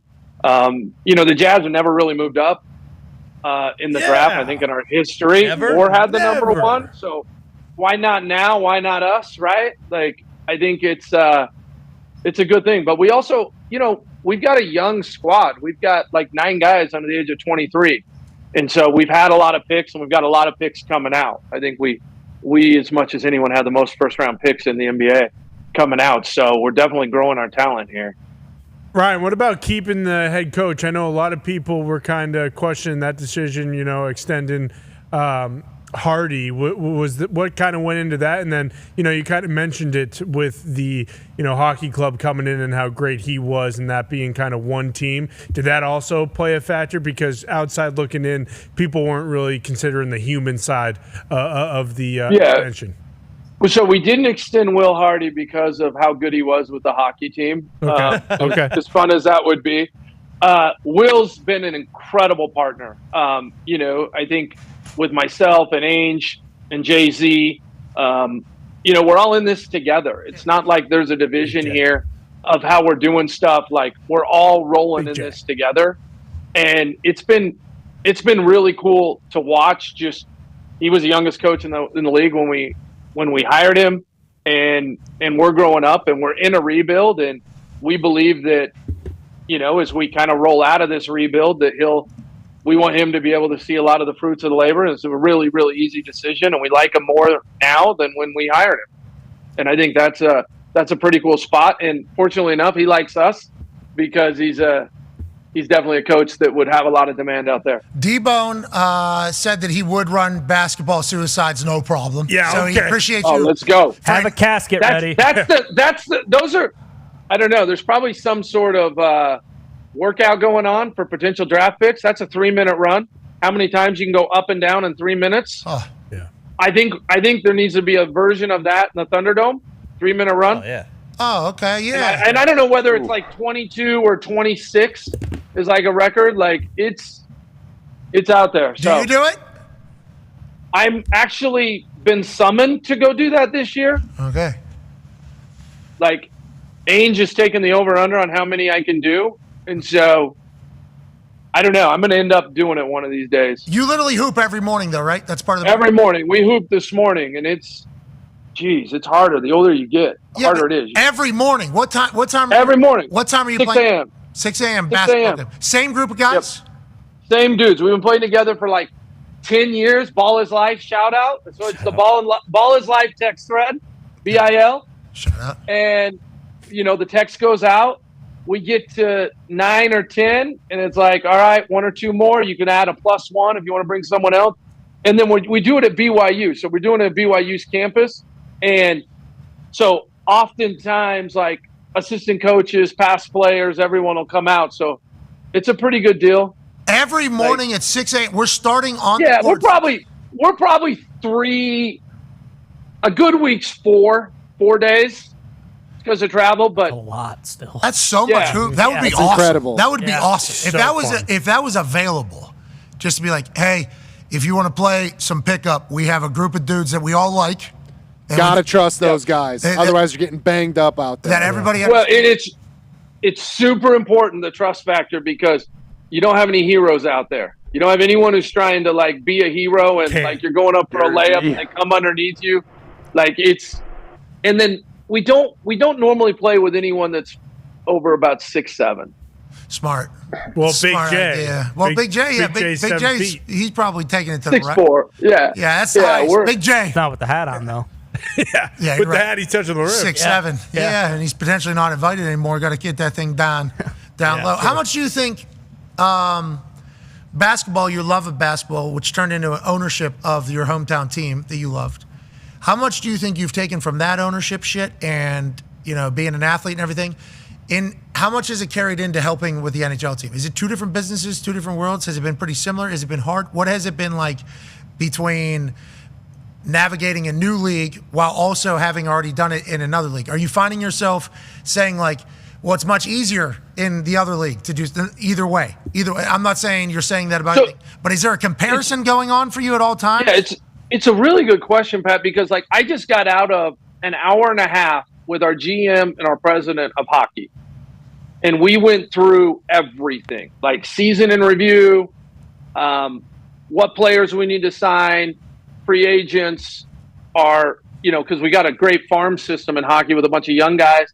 We were scheduled to be about the 14th pick in the draft, so now we're going up to 4, which is a pretty incredible move. And like go through who we're looking at drafting, and we went through the organization from top to bottom.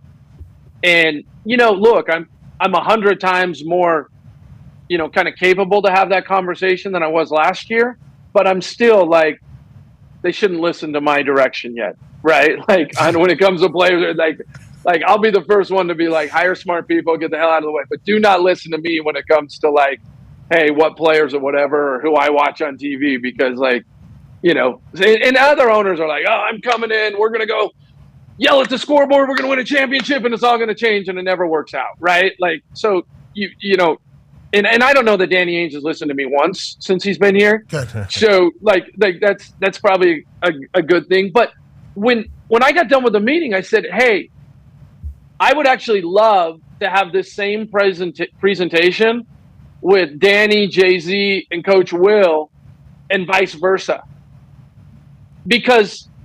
Not because we want to, like, they know anything about hockey, but their questions will make sure that there's no stone unturned.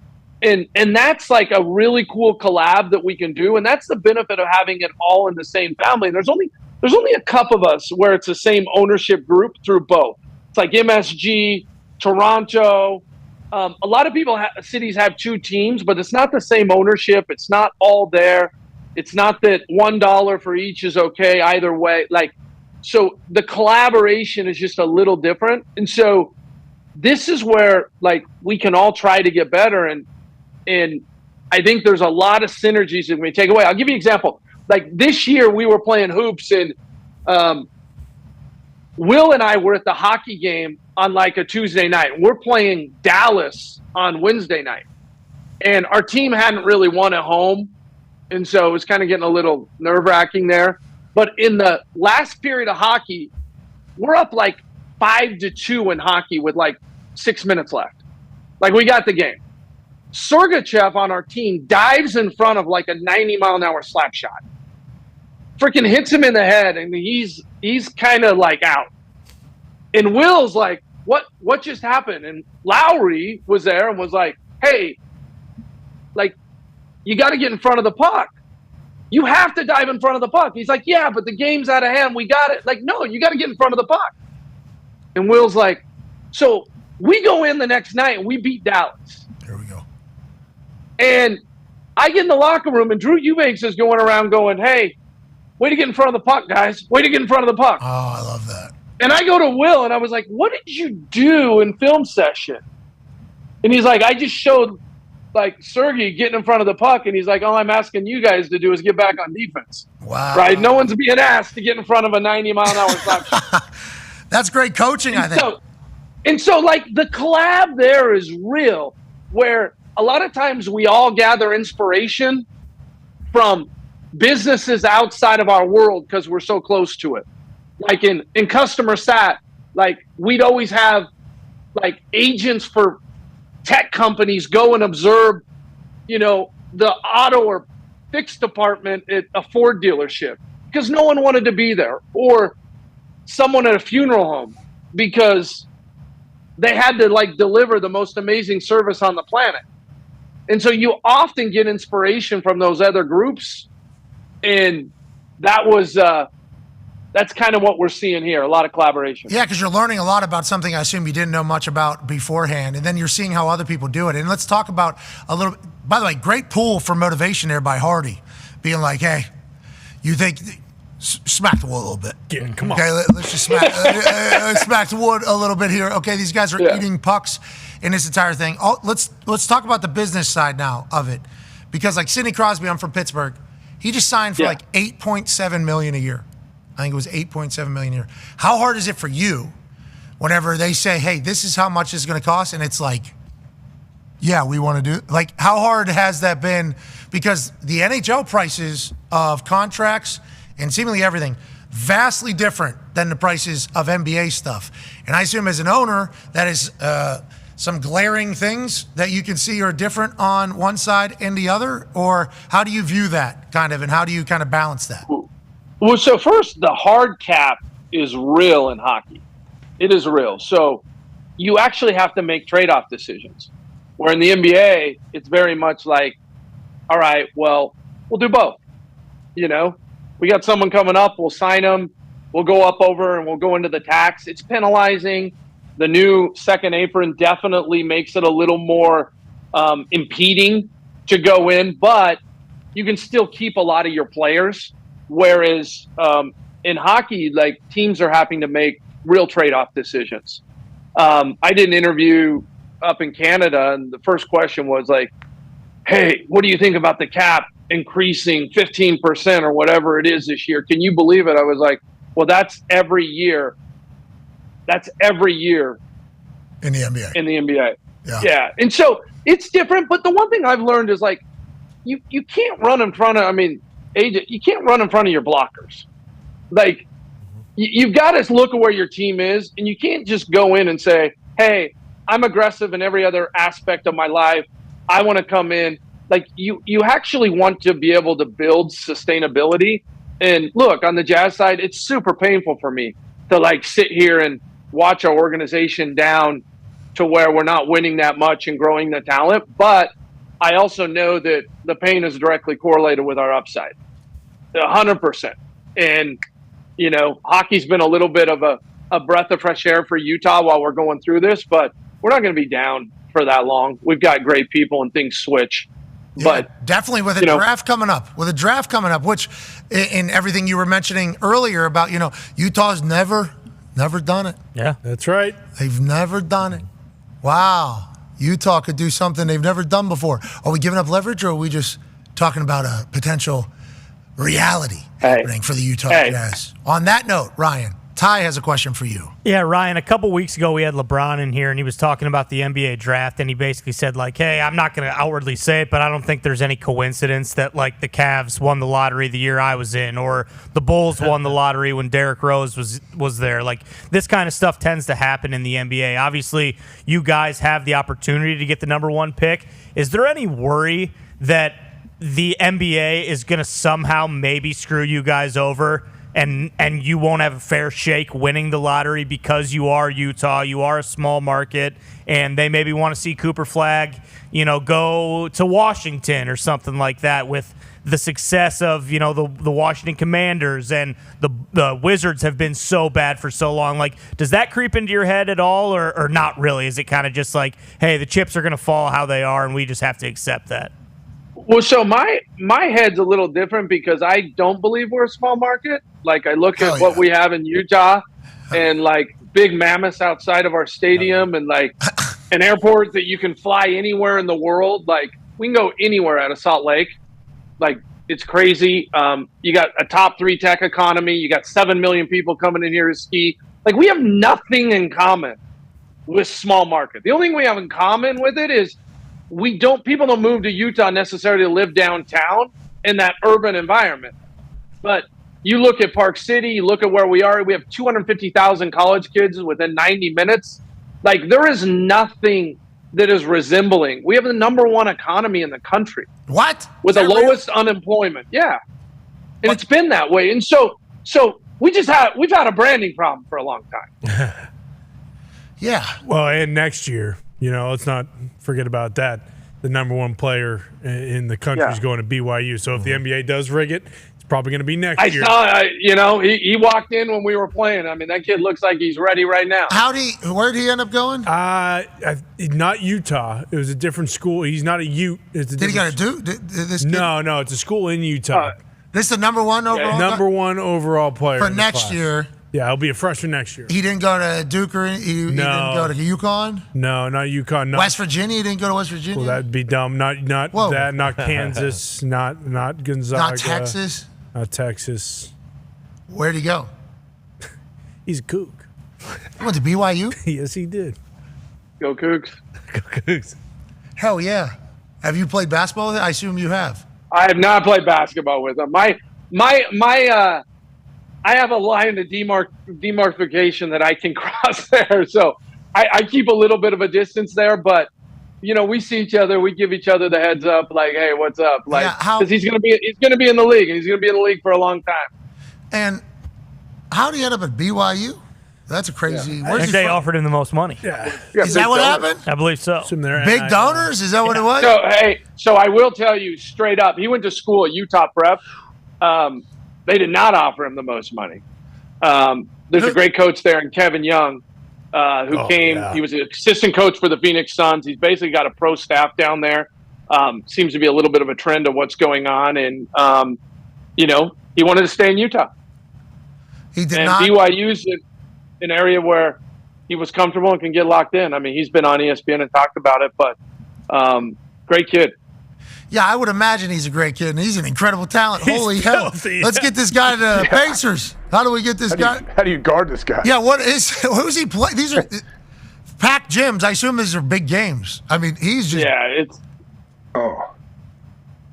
He would dominate your ball is life game at 6 a.m. so hard. Could you imagine this guy showing up at your 6 a.m. ball is life game? He breaks the rules on the 6-7. Yeah, he's too tall. He's too tall. Holy but shit. I'm sure we'd slide. Big J would lock him He's down. going to BYU. Is BYU good at hoops? They're going to be really good this year. We made the Sweet 16 last year. Yeah, they were filling up remember they just had shooters all over the place. Oh, They're very yes. fun to watch. Yeah. What was the What conference is that? Big 12. Oh, Big really? 12. You familiar? Yeah, interesting. I don't like what's going on over there at BYU. I think we need to get this Mountaineers monitored. got their guy. We need who? Mountaineers got their guy. Who? The new coach. Yeah, absolutely. He's a dude. From North Texas. Yeah, he's like the Neil Brown of basketball. He is the same. NIT He has the same champion. amount of letters in his name as Neil Brown. Yeah. Yeah, he does. Yeah. I remember he's a guy. They got some guys now. They got some guys in the portal. Paul White or something. Coach Dave Driscoll. He packs. He's Ross Hodge. Ross Hodge. Yeah. He jumps in front of pucks. All right, you got to get back to your life. Yeah, I got to bounce. Hey, inspirational, guys. We got a bunch of new ideas. We're going Big Mammoth. We got draft coming up. We should have charged for this. Great to check in. We will. Yeah, I got one more pretty good one. Oh, yeah. Like, you know how for the Vikings they have the skull drum and it's like at the center. Yeah. You know the Chiefs do it as well, where they're pounding the drum. If you had like a mammoth head, and then you had someone like go inside of it, and then the trunk made a really loud noise to start the game. Yeah, exactly. Would the guy pop out like the K-pop guy? Like out of the stage? Could. Like that quad Gangnam strap. Style, Out yeah, of like the, you do. yeah, Gangnam yeah. Is Style, that what we're yeah. gonna do? That's a great video of him. He gets launched. Yeah. He is awesome. Yeah. The quad That'd be strap. cool. Yeah. All right, something to think about. All these things I hope are on the table. Zito also just dropped in my ear. You need that Zamboni needs to be obviously dressed up. Yeah, that's just happening. Oh, okay. Day one. Ladies and gentlemen, Ryan Smith, we appreciate All right. Congrats to him, man. Yeah. 40, what is he, 47? Yeah, 47. 47 years old. Yeah, I think there was something about high school. Something obviously was not like supposed to be, but he's just like such a driven, hardworking guy and just like figures things out. And then like once I learned his story, because I was asked to go to the Utah Jazz game whenever we were out there for College Game Day, and we did our show, and there was a Fire Canada chant out there, which was crazy to even think about. But it was a long flight out there. Yep. Then we had our show. Then we had game day the next morning. I was like, I would like to go to bed. I'm actually pretty tired or whatever. You've been invited to go to the Utah Jazz game. I'm like, thank you to the Utah Jazz. I'm going to go to bed. I'll talk about it tomorrow, though. Say thank you to the Utah Jazz for inviting me. Then they're like, Ryan Smith, the owner, would like you to come maybe sit with him, or if you don't want to sit with him, just hang out and maybe shake his hand or whatever. And I was like, the owner would like to see me. They're like, yes. I'm like, that's interesting. Have we said anything bad about the Utah Jazz? That's the first question. I didn't know if it was a setup. I didn't know if it was like a hey, why are you saying this about us? Yeah. So first we need to address whether or not this person, do we got heat with this guy? So then I Google him, and it's like learning his story about creating surveys and how he got into it, and basically just hustle, bustle, sales company, becomes a billionaire, sales company again, becomes multi-billionaire, buys his hometown Jazz team with like his friends and everything, like because he loved the Jazz, played basketball, grew up there, everything like that, and then becomes almost like a pseudo ambassador of Utah. The way he speaks about it, the places, and he's like, I want people to know that this place is awesome. So he's like, I'm gonna try to get another sports team. Here. I'm gonna bid for an NHL team, and then that kind of just pops up. It was like he pitched, and then I think there was a downtime, and then all of a sudden something happens, and it's like, hey, do you still want a team? This is how much it's gonna be, and you can have an NHL team, whatever, tomorrow. And he basically makes a decision like, yep, we'll do that. We'll figure it out. I know nothing about this business or anything like that. We'll figure it out. And it's like, I feel like he operates in a way that we would if we, if we had like, we'll be able to figure it out. And then his work ethic, attention to detail, and then his ability to still create and be relatable. He's still like a human, It's, he's a young American dream story that isn't really talked about much, because he's in Utah.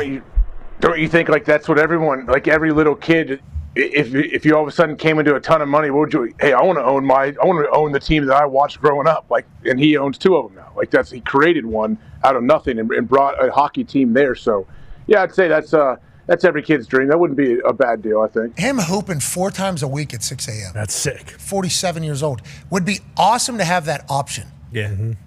To execute it is a whole nother, because I assume they have rules. Everybody knows how to, like in the NFL, you got to know how to practice. I assume they have rules on, hey, it's the key. This is how we're going to play. Mm-hmm. Like, yeah, if somebody's going really hard, okay, we just let them get to the rack. And if they... and they're not getting invited back. Yeah, and also, potentially no invite, but we don't need anybody taking any charges. We don't need anybody trying to step in front of people. If people are trying to get to the rack, you just go ahead and let them. We sacrifice a point there, and then we just kind of let it roll. They got to be in such good shape too. 4 times a week is insane. You say he's doing a 3-minute sprint thing. Yeah. 47 years That'd old. be tough. Those guys were working behind him. I tell you what, that was doing the defensive slides with your hands behind your back. That brought me back to like. Oh, there it is. There it is. Wow, who's coming after me? I think it might be us. I think it might be us getting throttled a little bit. We gave him a ton of good ideas. Yeah, we did. There used to be a TV show with Kristen Bell and Don Cheadle. I can't remember the name of it. They were consultants. House of Lies. House of Lies. It was a very, very good show. If we ever wanted to do that, The consulting role. yeah, think about Those are what we big time would- scam jobs, but I appreciate the fact that people get paid a lot of money for it. Yeah, They got a lot of that's money. what I mean. That's what I'm talking about. And we would fucking be so good at Hey, it. you did something good before. Why don't you come in and have no real accountability if it doesn't work? Yeah. Perfect. That'll be $750,000. It's a dream job. You got it. Those exist. I didn't know those jobs existed whenever I was growing up, I don't think. It's like, well, you got to accomplish something first. Once you accomplish something, then all of a sudden you are a potential consultant now. Mm-hmm. Yeah. But it's not your money. It's not your business. No. It's awesome. You can say whatever. There's, Maybe good it ones out. works. There's got to be a few good ones out there though. Definitely. I think consultants have definitely on the internet for sure. There's consultants I think that are probably worth hundreds of millions from their consulting and what they do and stuff like that. How about I learned about Warren Buffett a little bit, whenever we were in Omaha, because he's from there. He's retiring, I guess. Is that what they're saying? Did you hear this? Yeah, at the end of the year. I did not know. Warren Buffett's retiring. He's old. Yeah, he's like 94 or something. So he's just been the guy for Forever. Forever? Mhm. Like Yeah. every Yeah. year, it's like he's the guy again? Yeah. Mm-hmm. Berkshire Hathaway. What a run. How's he know? He knows everything? He owns all the land. McDonald's every morning. So McDonald's. Same meal. Drinks every- Coke. Mm-hmm. He does Coke. Basically D-Bone. Drinks Coca-Cola. Oh. D-Bone can't see what's going on tomorrow. I think that's what Warren Buffett can do very well. He can't see what's going on right now. D-Bone's an interesting guy. D-Bone, you're the best, dude. D-Boner. D-Bone. All right, let's get the hell out of here. We'll be back tomorrow. Shout out to Ryan Smith joining us. Yeah, that's awesome. Schrags stopping by. Did he tell us anything? He broke down the Insider Pope game pretty well. Yeah. Yeah, I'll tell you what, Pope Leo, what an underdog story. It's a big deal though. First American ever, right? That is a huge deal. Yeah. It's huge. Yeah. And I feel like we celebrated it accordingly. Yeah. Yeah. We did. I don't think and I might speak for myself here, fully understood the severity of the situation and how big of a deal it was. But I love celebrating stuff. Yeah. And white smoke came for United States of America. I like that. It's good for us. It's good for the world. Let's get back in a good stand. Exactly. And I think Pope Leo, with everybody, I think Pope Leo is going to be a great speaker, good representative. Yeah. He knows Latin. I would assume, yeah, he probably knows Latin fluently. I would assume he has to know Italian, so because he had to know what the fuck everyone else was saying there. He probably speaks like 7 languages, I would guess. Got a lot of time. Mm-hmm. Yep. Got a lot of time to learn stuff. Bad for the Celtics. Wonder if our commander in chief's going to take credit for this. I mean, it's good for America. It is good for America. Pope Leo, Mm-hmm. anointed the 266th Pope. There's a lot of popes. And then when I fought that, Who? Spiritu Sancti. Amen. What you just who to? In nomine Patre et Filii et Spiritus Sancti. Okay, so that's Father. Yeah, Father, Son, Holy I heard Spirit. Padre there. Yep. Is that Latin? Yes. And what was the second one? In nomine Patre et Filii et Spiritus Sancti. Spiritus Sancti. Mm-hmm. The Holy Spirit. Yes. What a love language that is. Right? I mean, that sounds really cool. Yeah, it does. I don't think I'll ever say Father, Son, Holy Spirit ever again. It's Il Padre. Yeah. In nomine Patre Illumina Padre. et Filii To File. et Filii. Illumina Padre et File. In nomine Patre In nomine Padre et Filii et File. et Spiritus Sancti. E Spiritus Sancti. Of course. You remember. Oh, one more time. Yep. In nomine Patre In nomine Padre et Filii and File. et Spiritus Sancti. Spiritus. Nomine Padre and File e Spiritus Sancti. Yeah, there you go. Pretty much got it. Pretty much speaking Latin now. Yep, exactly. I'll tell you what, I'm gonna lock that What one a in. day. What a day. This is a big day for me. Yeah. Illumina Padre and Fine Spiritus Santo. All right. Congrats to Pope Leo. Yeah, hell That's yeah. not his name though. He's Pope Bob. That needs to be Bob Prevost. He's Bob Prevost out of Chicago. Yeah. Guy went to Villanova. Yep. Okay. Little Bobby Prevost out of Chicago. He's Pope Leo. Is now Pope Leo. So By we need way to- of Pope Bob. Bingo. Yeah. So we need to remember that. All right, shout out to SeatGeek, today's sponsor. They're the greatest ticket buying platform on planet Earth and the moon. They have over 30 million downloads. Congratulations on being a successful business. Wow. Yeah. People dream of 1 million downloads, especially if you're a ticket moving or a merch moving app. 1 million downloads is huge. 30 million downloads. Holy shit. That's a huge company. Wow. Yeah, massive. Good for SeatGeek. They weren't always like that. SeatGeek has had to grow with the times here. SeatGeek survived a world live event stoppage there through COVID for like 2 years because they have such a good core group of people in there. I'm pretty proud of SeatGeek as a business. Yeah. They're the number one rated ticketing app still after 30 million downloads. Each ticket is rated on a scale of 1 to 10. Green dots mean good. Red dots mean bad. Bad would mean like, hey, this ticket or a better ticket is available at a better price somewhere else. Good would be, hey, good ticket, good price right here. You never get catfish. Shout out to SeatGeek. And right now you get $30 off tickets with code PAT30. That's code PAT30. Here's the Cavs at Pacers tomorrow night, game 3 of the Eastern Conference semifinals. Tickets are available. Right now you can get $30 off with PAT30. We are going to have to be doing this as soon as the show ends. Let's get in there, boys. We need to represent for the Pacers. This could be the year. Could be the year. This could be the year. $30 off with code PAT30 on any event. Obviously, that's an NBA game. NHL is happening. Concerts, comedy. Buy tickets for the NFL whenever they come out. Anything you need, they got tickets for. Shout out to SeatGeek. Shout out to you, AJ. Great day today, pal. Yep. Shout out to you guys. Good job. People are saying on the day of the Pope, your hair is doing the... Oh my God! Wait, the yarmulke situation again? Yeah, that's what people are saying today. Yeah. Yeah, I don't know. Maybe that's my thing. Could be. Why not? I mean, maybe that's just what it looked like. I guess I don't know. I need a trim too. For sure. Oh, you need to get the barber. You need to get the barber in there. MVP treatment. I'll trim it up. Boys had a barber in today. Oh, nice. Yeah, it's interesting because like my schedule. So when I'm at Raw, there's a barber there named Josh. This guy cut my hair a long time ago, like when we were with NXT. Adam Cole. Yeah, that whole era. Yeah, cut him up. Yeah. Oh, yeah. Yeah, that whole COVID era. Yeah, COVID era. So we had known him a long time. So when he's at Raw now. So these barbers like work different shows or whatever.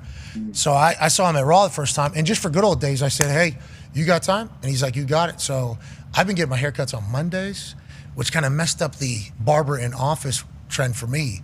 But I'm happy the boys got cleaned up today. One of the greatest perks in the business right there. Did you see how cool JC looked today? Mm-hmm. You mean every day? I don't know what he looks like every day. I just know whenever he looks, how he looks whenever he comes in here. Once a week, he looks great. He looks so cool. I don't know if At least. Coolest looking guy of all time, AJ. Long hair. I've seen him a few times. Yeah, I mean, the dude is, I'm sure he's up on all the trends, everything all the young kids do. There's a guy named Mikey who works for the WWE who's a barber too. Mm-hmm. Cool looking motherfucker. Those barbers. We're talking mullet, like old school long. He's got some snake skins, boots that look awesome. Always dressed like he just got done with a concert. Ooh, it's a good look. Just got done with a concert. Always, never seen him not fresh. Always cool. He's the other barber right there with Josh. Great group, great duo there. Good vibes over there. WWE is so cool. Speaking of WWE, on Saturday I have a fight with Gunther. Fuck yeah! Forgot about this. Fight week. A mammoth of a man. Gunther, former world champion. I will fight him because he was bullying people around, and I don't like it. Especially whenever you disrespect Michael Cole like that. Think about how good Michael Cole has been for us. He's the best. He's the GOAT. He's going crazy over this Knicks stuff. I mean, he's going absolutely crazy over this Knicks stuff. I'm happy to see him have a little bit of happiness. I'm happy to see him get a little bit of shine because for a long time, people didn't necessarily love Michael Cole. They said, wow, this guy needs to stop doing his job on the WWF and the WWE. A lot of people said that for a long time. Now people are understanding and respecting everything that Michael Cole has done for the business. He's beloved. He's allowed to do whatever he wants. And Gunther just didn't like how biased we were in his match with Jey Uso. He said we were disrespectful, yada, yada, yada. And then he said, I'm gonna choke out a 60-year-old. It's like, okay. Bullshit. That's how we got here. And now I'm going to fight with a man who's in his prime, younger than me, world champion a couple weeks ago, literally, has very rarely lost in WWE. And he's also a pretty physical specimen. Yeah, he's violent. He's a violent man. He's very violent. Maybe the most violent. Could be. Arguably. Maybe the most violent. Might be the most violent. Sometimes you got to do what you got to do. That's right. And that's the mindset going in. You know? That's the mindset going in, AJ. That's how it's got to be, AJ. That's how it's got to be. I can't wait, man. I'm sure you're excited, but yeah, it is wild to think you're getting back in there. Like that's a big deal. Like it really is. Yes, this is a I'd say you can't mail this in. You can't just mail this in. You can't just like, let me go do this a little bit and get out of here. Like, no, this is a real deal. Yeah, this is yeah, a lot. Yeah, that's all kind of settling in too. But hey, you got to do what you got to do. Just stick and jab. Especially whenever you say it, you got to do it. Yeah. Like that's what life is. So I'm hopefully in a good spot. Odds are way against me, as they should be. Long shot, brother. I don't know. Did he host a sweet science show last weekend? Yeah, that's right. I was around the boxing community, wasn't I? Picked up a couple things. Wasn't I? Maybe throw more punches than they did. Yeah, because he's thinking the kicks are coming, which, by the way, they might. Still alive. Stronger than ever, actually, because remember, I ripped my hip flexor, so I had to rehab that. So now it's stronger than it's ever been. So we got, obviously, a lot of thunder and lightning downstairs, but don't look upstairs. There's a storm coming here, too. I think that'll get added into it. Now, he also has some pretty powerful... Some heavy mitts. Yeah, mitts. Chops. He has like a skillet. Frying pans, yeah. Yeah. Joe Flacco. Exactly in that photo. Gronk. 12 million views on that photo. Why was there so many views on that photo? I don't know. Just two Super Bowl quarterbacks taking a drop back. Yeah. It's a zoom in photo that really got him. 12 million views. That performed very well. Yeah. I assume the Cleveland Browns social media people were like, hey, looky here. Okay, we put out what we thought was going to be a good interaction. Actually became a great one. 12 million views. We think we need to do a little bit more of this. We think we need a little bit more side-by-sides, a little bit more two handsome guys just playing the football game for the Cleveland Browns. Let's go and let that hit. And then I guess what had happened was the reason why I had so many views is people were judging the size of Kenny Pickett's hands yet again. Oh, yeah. Okay? Kenny's been dealing with this since he came out of college. Yeah. In college, absolute beast. Led Pitt to an ACC championship. Yeah. Pitt, no offense to Pitt, but Pitt understands reality. Won the ACC with him. He was a dog first-round draft pick, comes and plays for the Pittsburgh Steelers, which obviously he was at school there for a long time. It does not work out. Okay? He ends up getting traded to the Philadelphia Eagles. He becomes a Super Bowl champion. He gets traded to the Cleveland Browns in the middle of a quarterback question mark that is bigger than I think we have seen in some time. It's certainly the most expensive question mark that we've seen in some time. And all anybody wants to talk about is the same thing from way before he was a Super Bowl champion and a whole different guy. It doesn't matter for guys like Kenny Pickett. Does not. He's able to spin it. And he has the gloves on, sure. Okay, Kurt Warner wore them at the end. Ben Roethlisberger wore it at the end. Peyton Manning wore gloves at the end. Teddy Bridgewater wore gloves. I mean, there's a lot of people that have wore gloves, but I do think that people say the gloves and sitting next to Joe Flacco, who has Gunther-like hands. He does. Just it was pretty negative reaction for that. But Kenny, hey, you're a Super Bowl champion, and we would like him to know we like him as a human, and we think he's just fine in the hands department. We love Kenny as a human. Got to meet Kenny, got to spend time with Kenny. He's a guy that you can have a beer with. You're on a softball team. I was on a softball team with Kenny.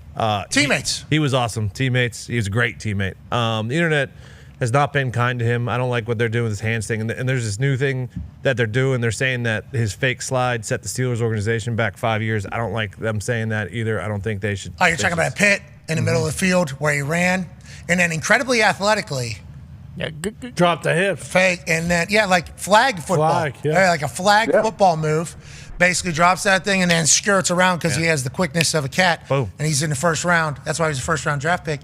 And, they had to change that rule because people said if that's how we're going to play, we're going to go ahead and... Yeah, we're going to take quarterbacks' heads off. We're going to do that one. Might as well.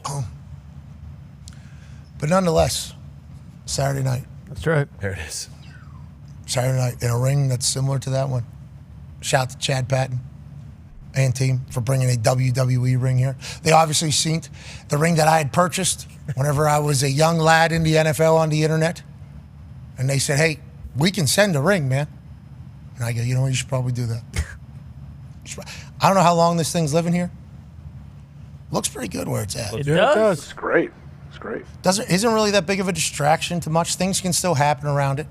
But boy, it's a beautiful ring. Oh, yeah. I mean, that last one was a good ring. It was a good ring. But there's no two ways about it. It was good. It was a good ring. Yeah. This one. You might break your neck trying to do some acrobatics off the top rope, but it was a good ring. Yeah, we didn't know what was going to happen. Our rope did snap. Mm-hmm. A little dangerous activity to be, wondering, is this thing going to hold up? We didn't have the pads outside or the stairs that do not budge. Or the chairs for people to watch, which we thought there was a chance D-Bone was going to be. Oh, he's gonna. He will. Thought there was a chance D-Bone would be sitting there. He's gonna. All right. Well, I can't wait for that. Can't wait for tomorrow. We're gonna have Feel Good Friday. Then we got big games tonight. Warriors Timberwolves tonight, 8:30 on TNT. Hurricanes Capitals as the NHL playoffs continue. Hurricanes up 1-0. That's 7 o'clock on ESPN. Then 9:30 on ESPN. Game 2 of the Oilers Golden Knights series. The Oilers currently up 1-0. Yeah, I gotta have it. Stoner had 2 goals, and then McJesus and the boys rattled off 4 straight last game. Yeah, Stoner's hot. Obviously, need Jackie Aces. This needs to be a Jackie Aces game tonight. Ladies and gentlemen, TMZ has reported that Aaron Rodgers has been spotted without a ring on amid marriage speculation. This guy gets it, man. This guy gets it. He's the best. He's a puppet master, and we're all playing his game. Such a menace. Yep. He's got us in the palm of his hand. Watch this. I'll wear a wedding ring at the Derby. I'll just put my left hand on the outside and watch them all. Everybody's now we know as newlyweds sometimes it's weird to get used to that first week. That is true. And Maybe he got a divorce.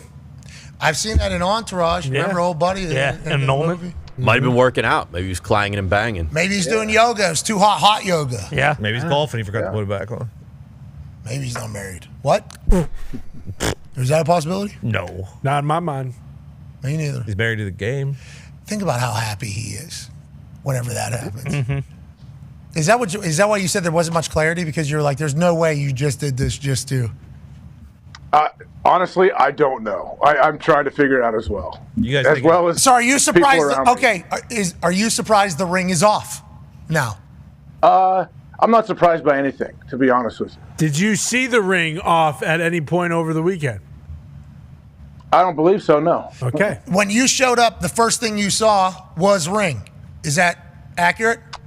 Yeah, pretty early on. Yeah, I would notice. Was it a rubber ring? I assumed it was like the sleep tracker thing at first, though. Aura, and then you told him like, well, what's the Aura gimmick thing telling you about? Is that what you asked? Like, how's your sleep cycle, man? Are you getting 90% recovery? Is that what you asked?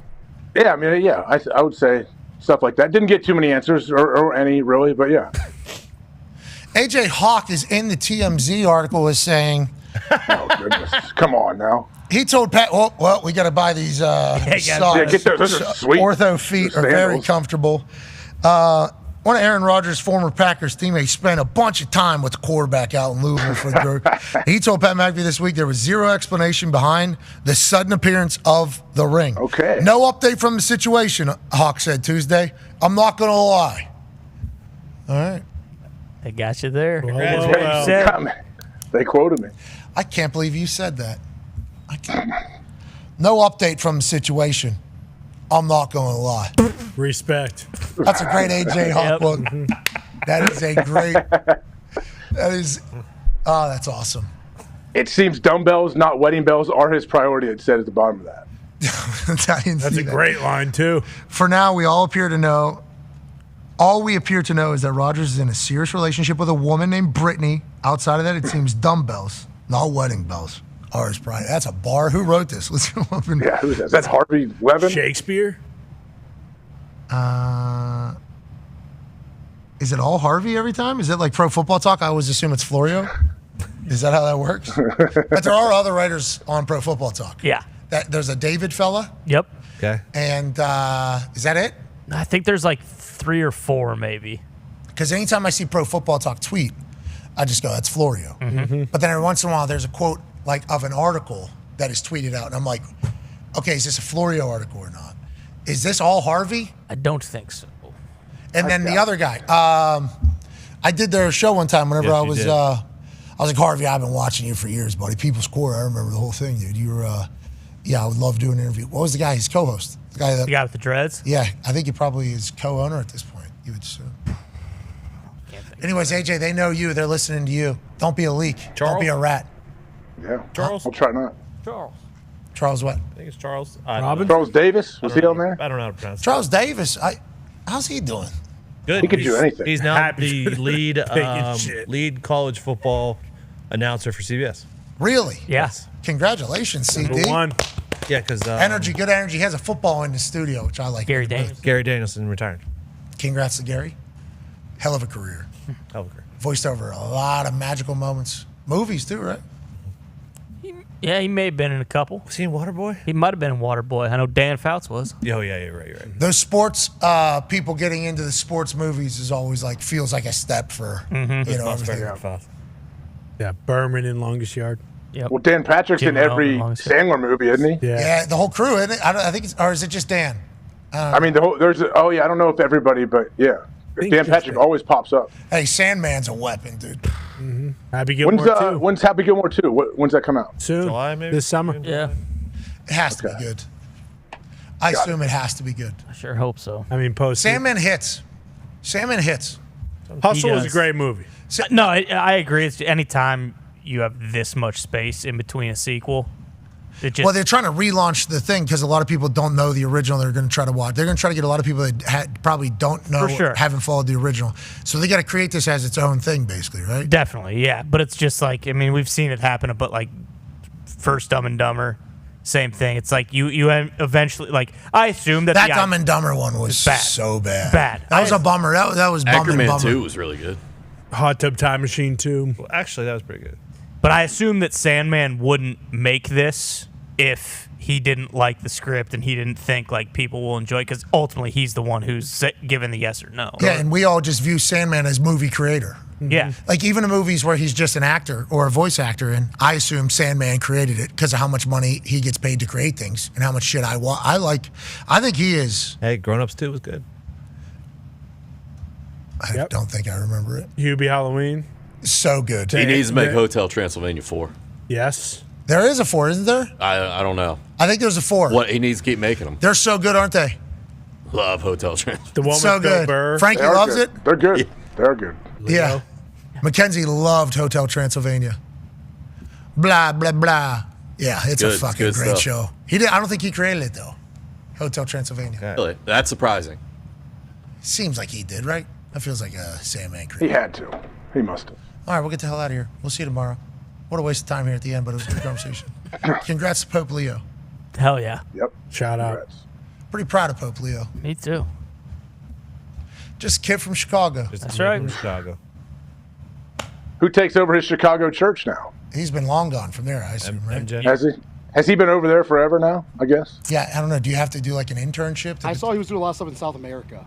Yeah, I don't think so. But if he's in line to become a pope, he's probably overseeing a massive archdiocese somewhere. What's that mean, archdiocese? Like you'd be stationed in like a city or something, and then you oversee like all the churches within that. Like, so if you were like running like the archdiocese of Chicago, like there are a shitload of Catholic churches in like the Chicagoland area that like he would oversee all of those. And he lives in what? What would he live in? At that point, Yeah. like is there an seminary or whatever? No. Whenever he's the overseer of the archdiocese. I think they live pretty good. There'd be like a basilica or something. Again, I don't know. I'm just talking from personal experience here, but like there'd be like a basilica or like the church, like the biggest church that he works out of, and then there would be like a rectory like right next door, which is like just like his house pretty much that's like attached to the church or like near it. What a wild business, because. I mean, you can climb the ranks. You probably want to. You have to deliver the best sermons, and then word gets out that you deliver great sermons. That's probably part of it. I'm not sure because we've never had an American guy be the Pope, so I don't even know like how. Obviously, he's super well respected. So like, I do wonder how it goes. I wonder how it goes. Hopefully, being like a great communicator would be one of the top traits you have to have. I would assume so. Right? Everyone likes you. But this last Pope, he hasn't been able to talk for some time. Allegedly, he was tight with the last pope, so it may have been a. Oh, he hand selected him? I don't think you could do that with but I think he probably gave him a ringing endorsement. 133 Cardinals did the voting, is what we read from the iPaper. Shout out to their YouTube stream today. Yeah, that was huge. Felt like we were there. It did. That was sick. Everything they did, we thought was the announcement. Old Buddy comes out and cuts a promo in that big microphone. Yep. That was great. All the lads kind of on the windows, them opening their doors in such demonstrative fashion. Jacked up. So jacked up. You did get the walk-in right, too, by the way. What's that? You got the walk-in correct. He did just come in and start waving? Oh, yeah. We didn't get a chance to see the beginning. We did see him, though. Peter Schrager was in the middle of a great take. Buddy, first time we're seeing this. Got a cut here. Schrager having some inside information on the Pope thing was fascinating. Yeah. No, not shocking, though. That's Schrager. He said he was getting texts that there was some other Cardinals that were up for the Popemanship saying that this guy's already crying. This is not what we need from the Pope. That's what Schrager said he was hearing. Now, we don't know if his sources are in there or not, but seems like they keep a pretty tight circle over there. Smoke signals. That's right. Old school. 266 popes. How long is that? Long time. Long time. Yeah. When was the first? I couldn't Paul? tell you. Jesus? The 1600s. 30 before AD. that. Yeah. What's that? 30 AD. There you go. 30 AD? There's been a pope in place for a long time. Paul, the first pope? Some people contest that John? the Roman Empire never really went away. It just morphed into the Vatican and the Catholic Church. Because where is the Catholic's home? Vatican City. Rome. Which is in where?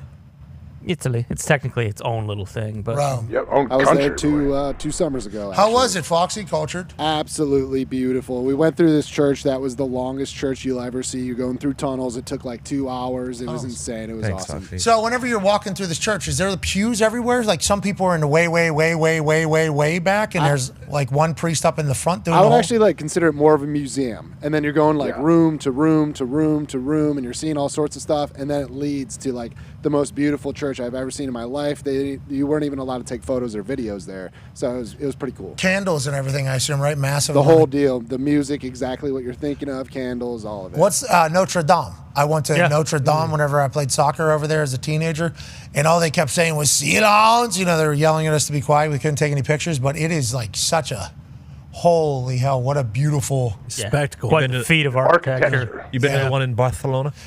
That one was under It's been- construction pretty heavily. it has been for like 250 years.